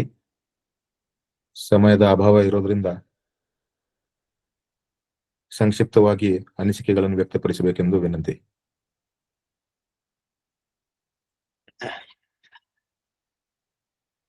ಬಹುಶಃ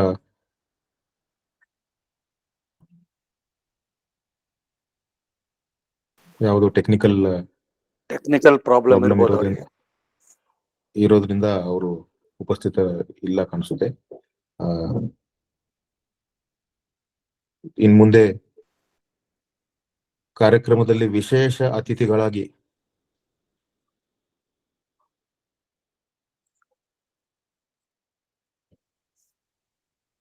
ಕರ್ನಾಟಕ ಕಾನೂನು ವಿಶ್ವವಿದ್ಯಾಲಯದ ಮಾನ್ಯ ಕುಲಪತಿಗಳಾದ ಪ್ರೊಫೆಸರ್ ಡಾಕ್ಟರ್ ಸಿ ಬಸವರಾಜುರವರನ್ನು ಅಧ್ಯಕ್ಷೀಯ ಭಾಷಣ ನೀಡಬೇಕೆಂದು ವಿನಂತಿಸುತ್ತೇನೆ. ತಮ್ಮ ಸಂಕ್ಷಿಪ್ತವಾದ ಒಂದು ಭಾಷಣವನ್ನು ಕೊಡಬೇಕಂತ. ಪ್ರೊಫೆಸರ್ ಡಾಕ್ಟರ್ ಸಿ ಬಸವರಾಜ್ ಅವರೇ. ಗೌರವಾನ್ವಿತ ನ್ಯಾಯಾಧೀಶರಾದಂತಹ ಪಿ ಶ್ರೀಶಾನಂದರವರೇ, ಇಂದಿನ ಕಾರ್ಯಕ್ರಮದ ಉಸ್ತುವಾರಿಯನ್ನು ವಹಿಸಬೇಕಿರ್ತಕ್ಕಂಥ ಅಮಿತ್ ಕುಮಾರ್ ದೇಶಪಾಂಡೆ ಅವರೇ, ಸನ್ಮಾನ್ಯರಾದಂತಹ ಮಹದೇವಯ್ಯನವರೇ, ಇಂದಿನ ಈ ಒಂದು ವಿಶೇಷ ಉಪನ್ಯಾಸಕ್ಕೆ ಆಗಮಿಸಿರ್ತಕ್ಕಂಥ ಎಲ್ಲ ಕಾನೂನು ತಜ್ಞರೇ, ಪಂಡಿತರೇ, ಕಾನೂನು ಆಸಕ್ತರೇ, ಎಲ್ಲ ಆಹ್ವಾನಿತ ಬಂಧುಗಳೇ, ಇಷ್ಟೊತ್ತು ನಮ್ಮ ಗೌರವಾನ್ವಿತ ನ್ಯಾಯಮೂರ್ತಿಗಳು 3 ಹೊಸ ಕಾನೂನುಗಳ ಅರಿವನ್ನ ನಮ್ಮ ಮುಂದೆ ಚೆಲ್ಲಿದ್ದಾರೆ. ಬಹುಶಃ ಈ 3 ಹೊಸ ಕಾನೂನುಗಳು ಬಂದ ನಂತರ ಹಲವಾರು ಚರ್ಚೆಗಳು, ಚಿಂತನ ಮಂಥನಗಳು ಇಡೀ ರಾಷ್ಟ್ರಾದ್ಯಂತ ನಡೀತಾ ಇದೆ. ಹೇಗೆ ಲಾರ್ಡ್ ಮೆಕಾಲೆ ಅವರು ಡ್ರಾಫ್ಟ್ ಮಾಡಿದಂತಹ ಇಂಡಿಯನ್ ಪೀನಲ್ ಕೋಡ್, ಹಾಗೆ ಭಾರತೀಯ ನ್ಯಾಯ ಸಂಹಿತೆ ಹೇಗೆ ಪರಸ್ಪರ ಒಂದಕ್ಕೆ ಒಂದು ಪೂರಕವಾಗಿದೆ, ಹೇಗೆ ಸಮಾಜದ ಸಮಸ್ಯೆಗಳನ್ನ ಬಗೆಹರಿಸುವ ದಿಕ್ಕಿನಲ್ಲಿ ಈ ಹೊಸ ಕಾನೂನುಗಳು ತಮ್ಮದೇ ಆದ ರೀತಿಯಲ್ಲಿ ಕೆಲಸ ಮಾಡ್ತಾ ಇದೆ, ಅಥವಾ ಮುಂದಿನ ದಿನಗಳಲ್ಲಿ ಕೆಲಸವನ್ನು ಪ್ರಭಾವಶಾಲಿಯಾಗಿ ಮಾಡಬಹುದು ಅಂತಕ್ಕಂಥದ್ರ ಬಗ್ಗೆ ತುಂಬಾ ಆಳವಾಗಿ ನಮ್ಮ ಮುಂದೆ ಇಟ್ಟಿದ್ದಾರೆ. ಬಹುಶಃ ನಮ್ಮ ಇಡೀ ರಾಷ್ಟ್ರದಲ್ಲಿ ಇನ್ನೂ ಲಕ್ಷಾಂತರ ಜನ ಈ ಹೊಸ ಕಾಯ್ದೆ ಬಗ್ಗೆ ಅಷ್ಟೊಂದು ಅರಿವಿಲ್ಲ. ತಾವು ಇವತ್ತು ಕೊಟ್ಟಿರ್ತಕ್ಕಂಥ ಅರಿವು, ತಾವು ಕೊಟ್ಟಿರ್ತಕ್ಕಂಥ ಜ್ಞಾನ ಬಹುಶಃ ಅತ್ಯಂತ ಪ್ರಾಮುಖ್ಯವಾದದ್ದು, ಅತ್ಯಗತ್ಯವಾದದ್ದು ಅಂತ ನಾನು ಭಾವಿಸಿದ್ದೇನೆ. ಈಗಾಗಲೇ ಹಲವಾರು ಸಂಸ್ಥೆಗಳಲ್ಲಿ, in many educational institutions, in many police departments and various other institutions, discussions has already taken place. Interpretation has already taken place regarding the 3 legislations. ಈ ಎಲ್ಲರ 3 ಕಾಯ್ದೆಗಳ ಪ್ರಧಾನ ವಸ್ತುವೇ ತಾವು ಹೇಳಿದಾಗೆ, ನಮ್ಮ ಗೌರವಾನ್ವಿತ ನ್ಯಾಯಮೂರ್ತಿಗಳು ಹೇಳಿದಾಗೆ, ಇದು ರಾಜಧರ್ಮದ ಮೇಲೆ ಅವಲಂಬಿಸಿಕೊಂಡಿದೆ, ಧರ್ಮದ ಮೇಲೆ ಅವಲಂಬಿಸಿಕೊಂಡಿದೆ. ಅದರಲ್ಲೂ ವಿಶೇಷವಾಗಿ ತುಂಬಾ ಚೆನ್ನಾಗಿ ನಮಗೆ ಮನವರಿಕೆಯನ್ನು ಮಾಡಿಕೊಟ್ಟಿದ್ದಾರೆ. ನಿಜಕ್ಕೂ ಕೂಡ ನಮ್ಮ ಕಣ್ಣನ್ನ ತೆರೆಸಿದ್ದಾರೆ. ಧರ್ಮ ಅಂದ್ರೆ ಏನು, ರಾಜಧರ್ಮ ಅಂದ್ರೆ ಏನು, ರಾಜನೀತಿ ಅಂದ್ರೆ ಏನು, ಈ ಧರ್ಮ ರಾಜಧರ್ಮ ಈ ಹೊಸ ಕಾನೂನಿನ ಶಾಸನದಲ್ಲಿ ಹೇಗೆ ಅಳವಡಿಸಿಕೊಂಡಿದ್ದಾರೆ.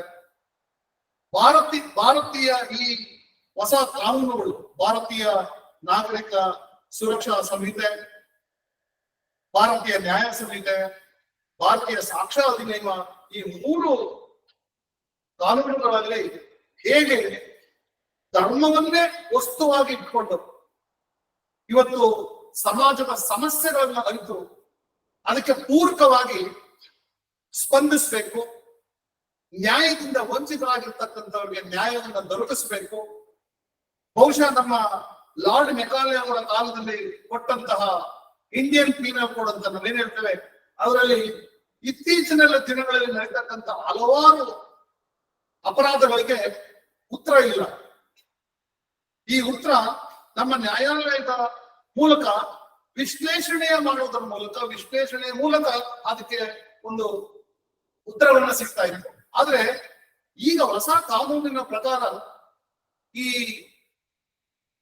ನಮ್ಮ ವಿಜ್ಞಾನ ಮತ್ತು ತಂತ್ರಜ್ಞಾನ ಬೆಳೆದು ಅದ್ರ ಮೂಲಕ ಆಗ್ತಕ್ಕಂಥ ಹಲವಾರು ಏನು ಈ ಅಪರಾಧಗಳು ಆಗ್ತಾ ಇದೆ.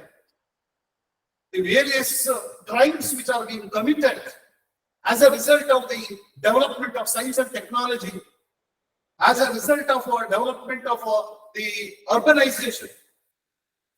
For all these things, there is a remedy in these 3 new laws. ಬಹುಶಃ ಇವತ್ತು ನಮಗೆ ಅತ್ಯಗತ್ಯವಾಗಿತ್ತು. ಇವತ್ತು ಅನೇಕ ವಿಮರ್ಶೆಗಳು ಬರ್ತಾ ಇದೆ. ವಿಮರ್ಶೆಗಳು ನಾವು ಆರೋಗ್ಯಕರವಾಗಿ ತೆಗೆದುಕೊಳ್ಬೇಕು. ನಾನು ಇದನ್ನ ಸ್ವಲ್ಪ ಓದಿದಂತ ಸಂದರ್ಭದಲ್ಲಿ ನನಗೆ ಅನಿಸಿದ್ದು, ಇವತ್ತು ಸಮಾಜದಲ್ಲಿ ಅನೇಕ ಹೊಸ ಅಪರಾಧಗಳು ಬರ್ತಾ ಇದೆ. New crimes are being committed, new crimes are being erupted, but we do not find the remedy for these new crime specifically in the old legislations or old laws. ನಮ್ಮ ಭಾರತೀಯ ಸಂಸ್ಕೃತಿ, ನಮ್ಮ ಭಾರತೀಯ ಪರಂಪರೆ ಹಾಗೂ ನಮ್ಮ ಭಾರತೀಯರಿಗೆ ಬೇಕಾಗಿರ್ತಕ್ಕಂಥ ಇಂತಹ ಈ ಒಂದು ಬದಲಾವಣೆಯ ಕಾನೂನು ಅತ್ಯಗತ್ಯವಾಗಿತ್ತು ನಮಗೆ. ಯಾಕೆಂತಂದ್ರೆ ಧರ್ಮದ ಆಧಾರದ ಮೇಲೆ ಧರ್ಮಾತೀತವಾಗಿ ನಾವು ಇವತ್ತು ಕಾನೂನುಗಳನ್ನ ನೋಡ್ಬೇಕಾಗಿದೆ. The fundamental objective of law is to provide dharma. There are many people are forgetting about this importance of law, which is providing dharma for all, irrespective of the community, irrespective of the irrespective of religion, irrespective of the caste, and irrespective of anything. So everybody, in fact, is looking at dharma. Where are we going to get dharma? According to as our honorable justice said in Yagnavalkya, how dharma is identified, how dharma is stipulated, to what extent dharma can be provided to the people, the Indian people. Really, these 3 legislations, Bharatiya Nyaya Samhite, Bharatiya Nagarika Suraksha Samhite, Bharatiya Saksha Niyama, ಇವು 3 ಕೂಡ ಧರ್ಮದ ಆಧಾರದ ಮೇಲೆ, ಧರ್ಮವನ್ನು ಪಸರಿಸಲಿಕ್ಕೆ, ಧರ್ಮವನ್ನ ಕೊಡ್ಲಿಕ್ಕೆ, ಈ ನೊಂದ ಜನರ ಸಮಸ್ಯೆಗಳಿಗೆ ಸ್ಪಂದಿಸ್ಲಿಕ್ಕೆ, ಮತ್ತೆ ವಿಕ್ಟಿಮ್ ಕಾಂಪನ್ಸೇಷನ್ ಬಗ್ಗೆ ತುಂಬಾ ಚೆನ್ನಾಗಿ ನಮ್ಮ ಗೌರವಾನ್ವಿತ ನ್ಯಾಯಾಧೀಶರಿಗೆ ನಮಗೆ ಕಣ್ಣನ್ನು ತರಿಸಿದ್ದಾರೆ. ಅವರು ಕೊಟ್ಟಂತಹ ಆ ಮಾಹಿತಿ, ಅವರ ವಿಶ್ಲೇಷಣೆ, ಈ ವಿಕ್ಟಿಮ್ ಕಾಂಪನ್ಸೇಷನ್, ಇವತ್ತು ವಿಕ್ಟಿಮ್ ಬಗ್ಗೆ ಯಾರು ಅದರ ಬಗ್ಗೆ ಯಾರು ಯೋಚನೆ ಮಾಡ್ತಾ ಇರಲಿಲ್ಲ. ಇವತ್ತು ವಿಕ್ಟಿಮ್ ಆಫ್ ರೇಪ್, ಇವತ್ತು ವಿಕ್ಟಿಮ್ ರೇಪ್ ನಿಂದ ವಿಕ್ಟಿಮ್ ಆಗ್ತಕ್ಕಂಥವ್ರನ್ನು ಕೂಡ ಗುರುತಿಸಿ ಅವ್ರಿಗೂ ಕೂಡ ಒಂದು ಪರಿಹಾರವನ್ನ ಕೊಡ್ತಕ್ಕಂಥ, ಅವ್ರಿಗೂ ಒಂದು ಬದುಕನ್ನ ಕಟ್ಕೊಡ್ತಕ್ಕಂಥ, ಅವ್ರಿಗೂ ಕೂಡ ಒಂದು ಸುರಕ್ಷತೆ, ಒಂದು ರಕ್ಷಣೆಯನ್ನ ಕೊಡ್ತಕ್ಕಂಥ ಕಾನೂನು ಇವತ್ತು ಇಷ್ಟು ವರ್ಷಗಳ ಆದ್ಮೇಲೆ ನಮಗೆ ಬಂದಿದೆ. ನಾವು ಅದೃಷ್ಟ. ಯಾಕಂತಂದ್ರೆ ನಾವು ನೋಡ್ತಾ ಇದ್ದೇವೆ ಇವತ್ತು ಈ ರಿಫಾರ್ಮೇಟಿವ್ ಥಿಯರಿ ನಮ್ಮಲ್ಲಿ ಇದ್ರೂ ಕೂಡ ರಿಫಾರ್ಮೇಶನ್ ಆಗ್ತಾ ಇರ್ತಕ್ಕಂಥದ್ದು ಬಹಳ ಕಡಿಮೆ, ರಿಫಾರ್ಮೇಶನ್ ಆಗ್ತಾ ಇಲ್ಲ. ಆದ್ರೆ ಈ ಹೊಸ ಕಾನೂನಿನಲ್ಲಿ ಈ ಕಮ್ಯುನಿಟಿ ಸರ್ವಿಸಸ್ ಅಂತಕ್ಕಂಥ ಈ ಮೂಲಕ ಇಂತಹ ಪನಿಷ್ಮೆಂಟ್ ಕೊಡೋದ್ರ ಮೂಲಕ community services, you have to serve the community, go and serve the needy people, go and give your service to the indigenous people, marginalized sections of the society, take care of the children, the dilapidated children. ಈ ತರದ community services ಅನ್ನೇ ನಾವು punishment ಆಗಿ ಗುರುತಿಸತಕ್ಕಂಥದ್ದು ನಿಜಕ್ಕೂ ಕೂಡ ಇದು ನಮಗೆ ಒಂದು ಹೊಸತನ. ಮತ್ತೆ ನಾವು ಎಲ್ಲರೂ ಕೂಡ ಇದನ್ನ ಇಚ್ಛೆ ಪಡ್ತಕ್ಕಂಥದ್ದು. ಯಾಕಂದ್ರೆ ಪನಿಷ್ಮೆಂಟ್ ಕೊಡೋದು, ಅವ್ರನ್ನ ಜೈಲಿಗೆ ಹಾಕ್ತಕ್ಕಂಥದ್ದು, ಅವ್ರಿಗೆ ಮರಣದ ದಂಡನೆ ಕೊಡ್ತಕ್ಕಂಥದ್ರಿಂದ ಪರಿಹಾರ ಇಲ್ಲ. ಅವ್ರಿಗೆ ರಿಯಲೈಸೇಷನ್ ಆಗ್ಬೇಕು, ನಾನೋದೇ ಹಾಕ್ಬೇಕು, ನಾನ್ ಮಾಡ್ತಕ್ಕಂಥ ತಪ್ಪು ಅದು ಎಲ್ಲ ಜನರಿಗೂ ಕೂಡ ತೊಂದರೆ ಆಗ್ತಾ ಇದೆ, ನಾನು ಏನ್ ಕೆಲಸ ಮಾಡಿರೋದು ಅದು ಇದಕ್ಕೂ ಕೂಡ ತಪ್ಪು, ನಾನು ಮಾಡಬಾರ್ದು, ಇದು ಅಪರಾಧ, ಸಮಾಜದಲ್ಲಿ ಎಲ್ಲರೂ ಕೂಡ ಸುಖಿಯಾಗಿ ಬದುಕಬೇಕು, ಇದು ಧರ್ಮಾಧಾರಿತವಾದಂತಹ ಸಮಾಜ ಬೇಕು ಅಂತಕ್ಕಂಥ ದಿಕ್ಕಿನಲ್ಲಿ ಇವತ್ತು 3 ಶಾಸನಗಳು ಇವತ್ತು ನಮ್ಮ ಮುಂದೆ ಇವತ್ತು ಕೊಟ್ಟಿದ್ದಾರೆ. ನಿಜಕ್ಕೂ ಕೂಡ ಎಲ್ಲರಿಗೂ ಕೂಡ ಧರ್ಮದ ಆಧಾರದ ಮೇಲೆ ಇವತ್ತು ನಮಗೆ ನ್ಯಾಯ ಸಿಗ್ಬೇಕಾಗಿದೆ. That is why dharma and justice ತುಂಬಾ ಚೆನ್ನಾಗಿ ಹೇಳೋದು. Dharma is an intrinsic and it is already in existence even today. ಇದು ಧರ್ಮ ಅಂತಕ್ಕಂಥದ್ದು ಹೊಸದಲ್ಲ, it has got its own antiquity. ಒಬ್ಬನೇ ವೈಕಲ್ಯರ ಅವಾಗಲೇ ಹೇಳಿದ್ರು, ಬಹಳ ಹಿಂದನೇ ಹೇಳಿದ್ರು, ಧರ್ಮ ಆಲ್ರೆಡಿ ಇದೆ, ನಮ್ಮ ಜೀವನದ ಒಳಗೆ ಆಸೋಪಾಗಿದೆ ಧರ್ಮ. ಹೀಗಾಗ್ಬಿಟ್ಟು ಈ ವೆರಿ ಧರ್ಮ it's self is a code of living ಅಂತ ತುಂಬಾ ಚೆನ್ನಾಗಿ ಹೇಳಿದ್ರಿ ನಮ್ಮ ಗೌರವಾನ್ವಿತ ನ್ಯಾಯಾಧೀಶರು. ಕೋಡ್ ಆಫ್ ಲಿವಿಂಗ್ ಯಾತಕ್ಕೆ ಅಂತಂದ್ರೆ ಅವ್ರು ಹೇಳಿದ್ರು to achieve the well being of the people. ಅದೇ ಇದೇ ಪ್ರಧಾನವಾದ ಧರ್ಮ ಸಮಾಜದ ಒಳಿತಕ್ಕೋಸ್ಕರ, ಧರ್ಮ ಸಮಾಜವನ್ನ ಕಟ್ಟಲಿಕ್ಕೋಸ್ಕರ, ಧರ್ಮ ಒಂದು ರಾಷ್ಟ್ರವನ್ನ ಕಟ್ಟಲಿಕ್ಕೋಸ್ಕರ, ನೆಮ್ಮದಿಯಿಂದ ಪ್ರತಿಯೊಬ್ಬರು ಬದುಕಬೇಕು, ಪ್ರತಿಯೊಬ್ಬರು ಶಾಂತಿಯಿಂದ ನೆಲೆಸಬೇಕು ಅಂತಕ್ಕಂಥ ಈ ಒಂದು ವಿಚಾರವನ್ನ ಹೇಳ್ತಕ್ಕಂಥದ್ದೇ ಧರ್ಮ. It's a code of living, how one should live away from crimes, how one should live away from violence, and how one should live without harassing, torturing or humiliating or dominating the others. ಇದನ್ನೇ ನಾವು ಧರ್ಮ ತಗೊಂಡು ಇಂತಹ ಬಹಳ ಅಮೂಲ್ಯವಾದಂತಹ ವಿಷಯಗಳನ್ನ ಈ ನಮ್ಮ 3 ಶಾಸನಗಳಲ್ಲಿ ಇವತ್ತು ಅಡಕಾಗಿದೆ. ಇವತ್ತಿನ ಉಪನ್ಯಾಸವನ್ನ ನಮಗೆ ನೀಡಿದಂತಹ ಗೌರವಾನ್ವಿತ ನ್ಯಾಯಾಧೀಶರು ನಿಜಕ್ಕೂ ಕೂಡ ನಮ್ಮೆಲ್ಲರ ಕಣ್ಣನ್ನ ತೆರೆಸಿದ್ದಾರೆ.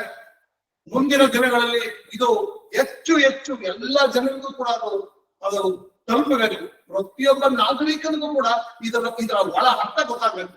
ಯಾಕೆ ಇದು ನಾವು ಈ ಬದಲಾವಣೆಯನ್ನು ತಂದಿದ್ದಾರೆ, ಯಾಕೆ ಈ ಹೊಸ ಕಾನೂನಿನ ಮೂಲಕ ಹೇಗೆ ಒಂದು ಸಮಾಜವನ್ನ, ಸುಖಿ ಸಮಾಜವನ್ನ, ಆರೋಗ್ಯಕರವಾದ ಸಮಾಜವನ್ನ ಹೇಗೆ ಕಟ್ಟಬಹುದು, ಧರ್ಮವನ್ನೇ ಆಧಾರವಾಗಿ ಇಟ್ಕೊಂಡು ಎಲ್ಲರೂ ಕೂಡ ನೆಮ್ಮದಿಯಾಗಿ ಬದುಕಲಿಕ್ಕೆ ಸಾಧ್ಯ ಅನ್ನೋದನ್ನ ತಿಳಿಸ್ತಕ್ಕಂಥ ಈ ಒಂದು 3 ಶಾಸನಗಳು ನಿಜಕ್ಕೂ ಕೂಡ ನಮಗೆ ನಮ್ಮ ಅದೃಷ್ಟ, ನಮ್ಮ ಭಾರತೀಯರಿಗೆ ಅದೃಷ್ಟ.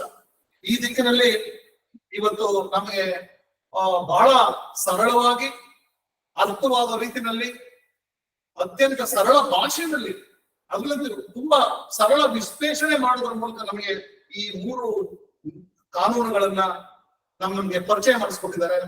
ಅವರಿಗೆ ನಾನು ವೈಯಕ್ತಿಕವಾಗಿ ಹಾಗೆ ನಮ್ಮ ಈ ಒಂದು ಪ್ರತಿಷ್ಠಾನದ ಪರವಾಗಿ ಅವರಿಗೆ ನನ್ನ ತುಂಬು ಹೃದಯದ ಕೃತಜ್ಞತೆಗಳನ್ನು ಸಲ್ಲಿಸುವುದರ ಮೂಲಕ ನನಗೆ ಈ ಒಂದು ದಿನ ಎರಡು ವಿಚಾರಗಳನ್ನ ಹಂಚಿಕೊಳ್ಳಿಕ್ಕೆ ನನಗೆ ಅವಕಾಶ ಮಾಡಿಕೊಟ್ಟಂತಹ ನಮ್ಮ ಮಹಾದೇವಯ್ಯನವ್ರಿಗೂ ಹಾಗೂ ನಮ್ಮ ದೇಶಪಾಂಡೆ ಅವರಿಗೂ ಕೂಡ ನಾನು ಮತ್ತೊಮ್ಮೆ ಅವರಿಗೆ ಕೃತಜ್ಞತೆಗಳನ್ನು ಸಲ್ಲಿಸಿ ನನ್ನ ಎರಡು ಮಾತುಗಳಿಗೆ ವಿರಾಮವನ್ನು ಕೊಡ್ತೇನೆ. ನಮಸ್ಕಾರ. ಧನ್ಯವಾದ ಸರ್. ಕಾರ್ಯಕ್ರಮದ ಅಧ್ಯಕ್ಷ ಸ್ಥಾನ ಅಲಂಕರಿಸಿದ ಕರ್ನಾಟಕ ಕಾನೂನು ವಿಶ್ವವಿದ್ಯಾಲಯದ ಮಾನ್ಯ ಕುಲಪತಿಗಳಾದ ಪ್ರೊಫೆಸರ್ ಡಾಕ್ಟರ್ ಸಿ ಬಸವರಾಜುರವರಿಗೆ ತುಂಬು ಹೃದಯದ ಅಭಿನಂದನೆಗಳು. ಭಾಗವಹಿಸಿದ ವಿದ್ಯಾರ್ಥಿಗಳು ತಮ್ಮ ಮೊಬೈಲ್ ನಂಬರ್ ಮತ್ತು ಇಮೇಲ್ ಐಡಿಯನ್ನು ಈ ಫೋನ್ ನಂಬರ್ಗೆ ಕಳಿಸಿದರೆ ತಮಗೆ ವೈಯಕ್ತಿಕವಾಗಿ ನಮ್ಮ ಕಾರ್ಯಕ್ರಮಗಳ ಮಾಹಿತಿ ನೀಡಬಹುದು. 9483097894 ಇದು ಒಂದು ಫೋನ್ ನಂಬರ್. ಇದು 9483097894. ಇನ್ನೊಂದು ನನ್ನ ಫೋನ್ ನಂಬರ್ ಇದು 9845918900 9845918900. ಇನ್ ಮುಂದೆ ವಂದನಾರ್ಪಣೆ ಮಾಡಲು ಡಾಕ್ಟರ್ ಪದ್ಮಾ ಟಿ, ಪ್ರಾಂಶುಪಾಲರು SCAB ಕಾನೂನು ಮಹಾವಿದ್ಯಾಲಯ ರಾಯಚೂರು ಅವರನ್ನ ಆಮಂತ್ರಿಸುತ್ತೇನೆ. ಡಾಕ್ಟರ್ ಪದ್ಮಾ ಅವರೇ. ಎಲ್ಲರಿಗೂ ನಮಸ್ಕಾರ. ಪ್ರತಿ ವರ್ಷದಂತೆ ಈ ವರ್ಷವೂ ವಿಜ್ಞಾನೇಶ್ವರ ಪ್ರತಿಷ್ಠಾನ ಮರ್ತೂರ್, ಕರ್ನಾಟಕ ಕೇಂದ್ರೀಯ ವಿಶ್ವವಿದ್ಯಾಲಯ ಕಡಗಂಚಿ ಕಲಬುರಗಿ ಮತ್ತು ಕರ್ನಾಟಕ ಕಾನೂನು ವಿಶ್ವವಿದ್ಯಾಲಯದ ವತಿಯಿಂದ ಗೌರವಾನ್ವಿತ ನ್ಯಾಯಮೂರ್ತಿ ಡಾಕ್ಟರ್ ಎಂ ರಾಮಾಜೋಯಿಶ್ ಅವರ 94ನೆಯ ಹುಟ್ಟುಹಬ್ಬವನ್ನು ಆನ್ಲೈನ್ ಸರಣಿ ಉಪನ್ಯಾಸಗಳ ಮಾಲಿಕೆಯಲ್ಲಿ ಮೊದಲನೇ ದಿನದ ಉಪನ್ಯಾಸವನ್ನು ನೀಡಿದ ಕರ್ನಾಟಕ ಉಚ್ಚ ನ್ಯಾಯಾಲಯದ ನ್ಯಾಯಾಧೀಶರಾದ ಗೌರವಾನ್ವಿತ ನ್ಯಾಯಮೂರ್ತಿ ಶೀರ್ಷಾನಂದ್ ಇವರಿಗೆ ಧನ್ಯವಾದಗಳು. ವಿಶೇಷ ಅತಿಥಿಗಳಾಗಿ ಆಗಮಿಸಿದ ಹಸನ್ ಕುಮಾರ್ ಭಾಸ್ಕರ್ ವರ್ಮಾ, ಸಂಸ್ಕೃತಿ ಮತ್ತು ಪುರಾತನ ಅಧ್ಯಯನ ವಿಶ್ವವಿದ್ಯಾಲಯ ಮಾನ್ಯ ಕುಲಪತಿಗಳು ಹಾಗೂ ಕಲಬುರಗಿಯವರಾದ ಪ್ರೊಫೆಸರ್ ಪ್ರಹ್ಲಾದ್ ಆರ್ ಜೋಶಿ ಇವರಿಗೆ ಧನ್ಯವಾದಗಳು. ಮತ್ತು ಕಾರ್ಯಕ್ರಮದ ಅಧ್ಯಕ್ಷತೆ ಸ್ಥಾನವನ್ನು ಅಲಂಕರಿಸಿದ ಕರ್ನಾಟಕ ಕಾನೂನು ವಿಶ್ವವಿದ್ಯಾಲಯದ ಮಾನ್ಯ ಕುಲಪತಿಗಳಾದ ಪ್ರೊಫೆಸರ್ ಡಾಕ್ಟರ್ ಸಿ ಬಸವರಾಜು ಇವರಿಗೆ ತುಂಬ ಹೃದಯದ ಅಭಿನಂದನೆಗಳು. ಕರ್ನಾಟಕ ಕೇಂದ್ರೀಯ ವಿಶ್ವವಿದ್ಯಾಲಯದ ಕಡಗಂಚಿ ಕಲಬುರಗಿಯ ಡೀನರಾದ ಬಸವರಾಜ್ ಕುಬ್ಕಡ್ಲಿ ಹಾಗೂ ಅವರ ಉಪನ್ಯಾಸಕವರಿಂದ ಹಾಗೂ ವಿದ್ಯಾರ್ಥಿಗಳಿಗೆ ಧನ್ಯವಾದಗಳು. ವಿಶ್ರಾಂತ ರಾಜ್ಯಸಭಾ ಸದಸ್ಯರು ಮತ್ತು ಪ್ರತಿಷ್ಠಾನದ ಅಧ್ಯಕ್ಷರಾದ ಮಾನ್ಯ ಬಸವರಾಜ್ ಪಾಟೀಲ್ ಸೇಡಂ ಇವರಿಗೂ, ಪ್ರತಿಷ್ಠಾನದ ಕಾರ್ಯದರ್ಶಿಗಳಿಗೂ ಮತ್ತು ಪದಾಧಿಕಾರಿಗಳಿಗೆ ಧನ್ಯವಾದಗಳು. ಇತರ ವಿಶ್ವವಿದ್ಯಾಲಯಗಳ ಹಾಗೂ ಮಹಾವಿದ್ಯಾಲಯಗಳಿಂದ ಭಾಗವಹಿಸಿರುವ ಪ್ರಾಚಾರ್ಯರು, ಉಪನ್ಯಾಸಕರು, ವಿದ್ಯಾರ್ಥಿಗಳಿಗೆ ಧನ್ಯವಾದಗಳು. ಮತ್ತು ಉಪನ್ಯಾಸದ ಯಶಸ್ವಿಗೆ ಪ್ರತ್ಯಕ್ಷ ಮತ್ತು ಪರೋಕ್ಷವಾಗಿ ಸಹಕರಿಸಿದ ಎಲ್ಲರಿಗೂ ಧನ್ಯವಾದಗಳು.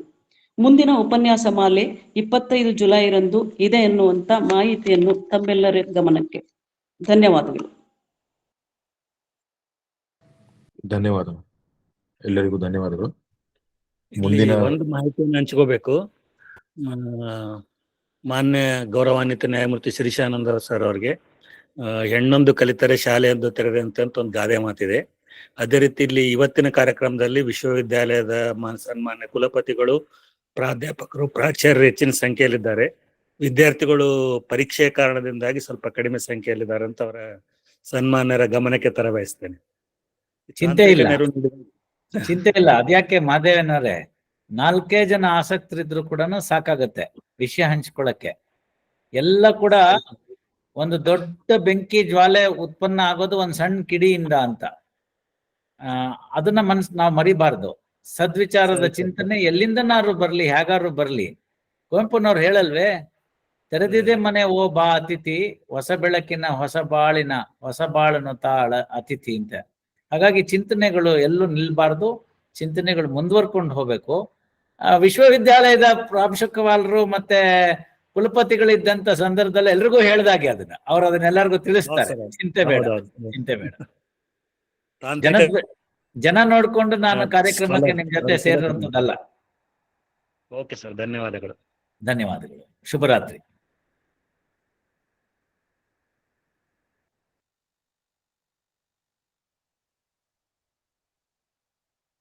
ಶಾಂತಿ ಮಂತ್ರ. ಶ್ರೀ ಎಸ್ ಸಿ ಪಾಟೀಲ್ ಅವರೇ.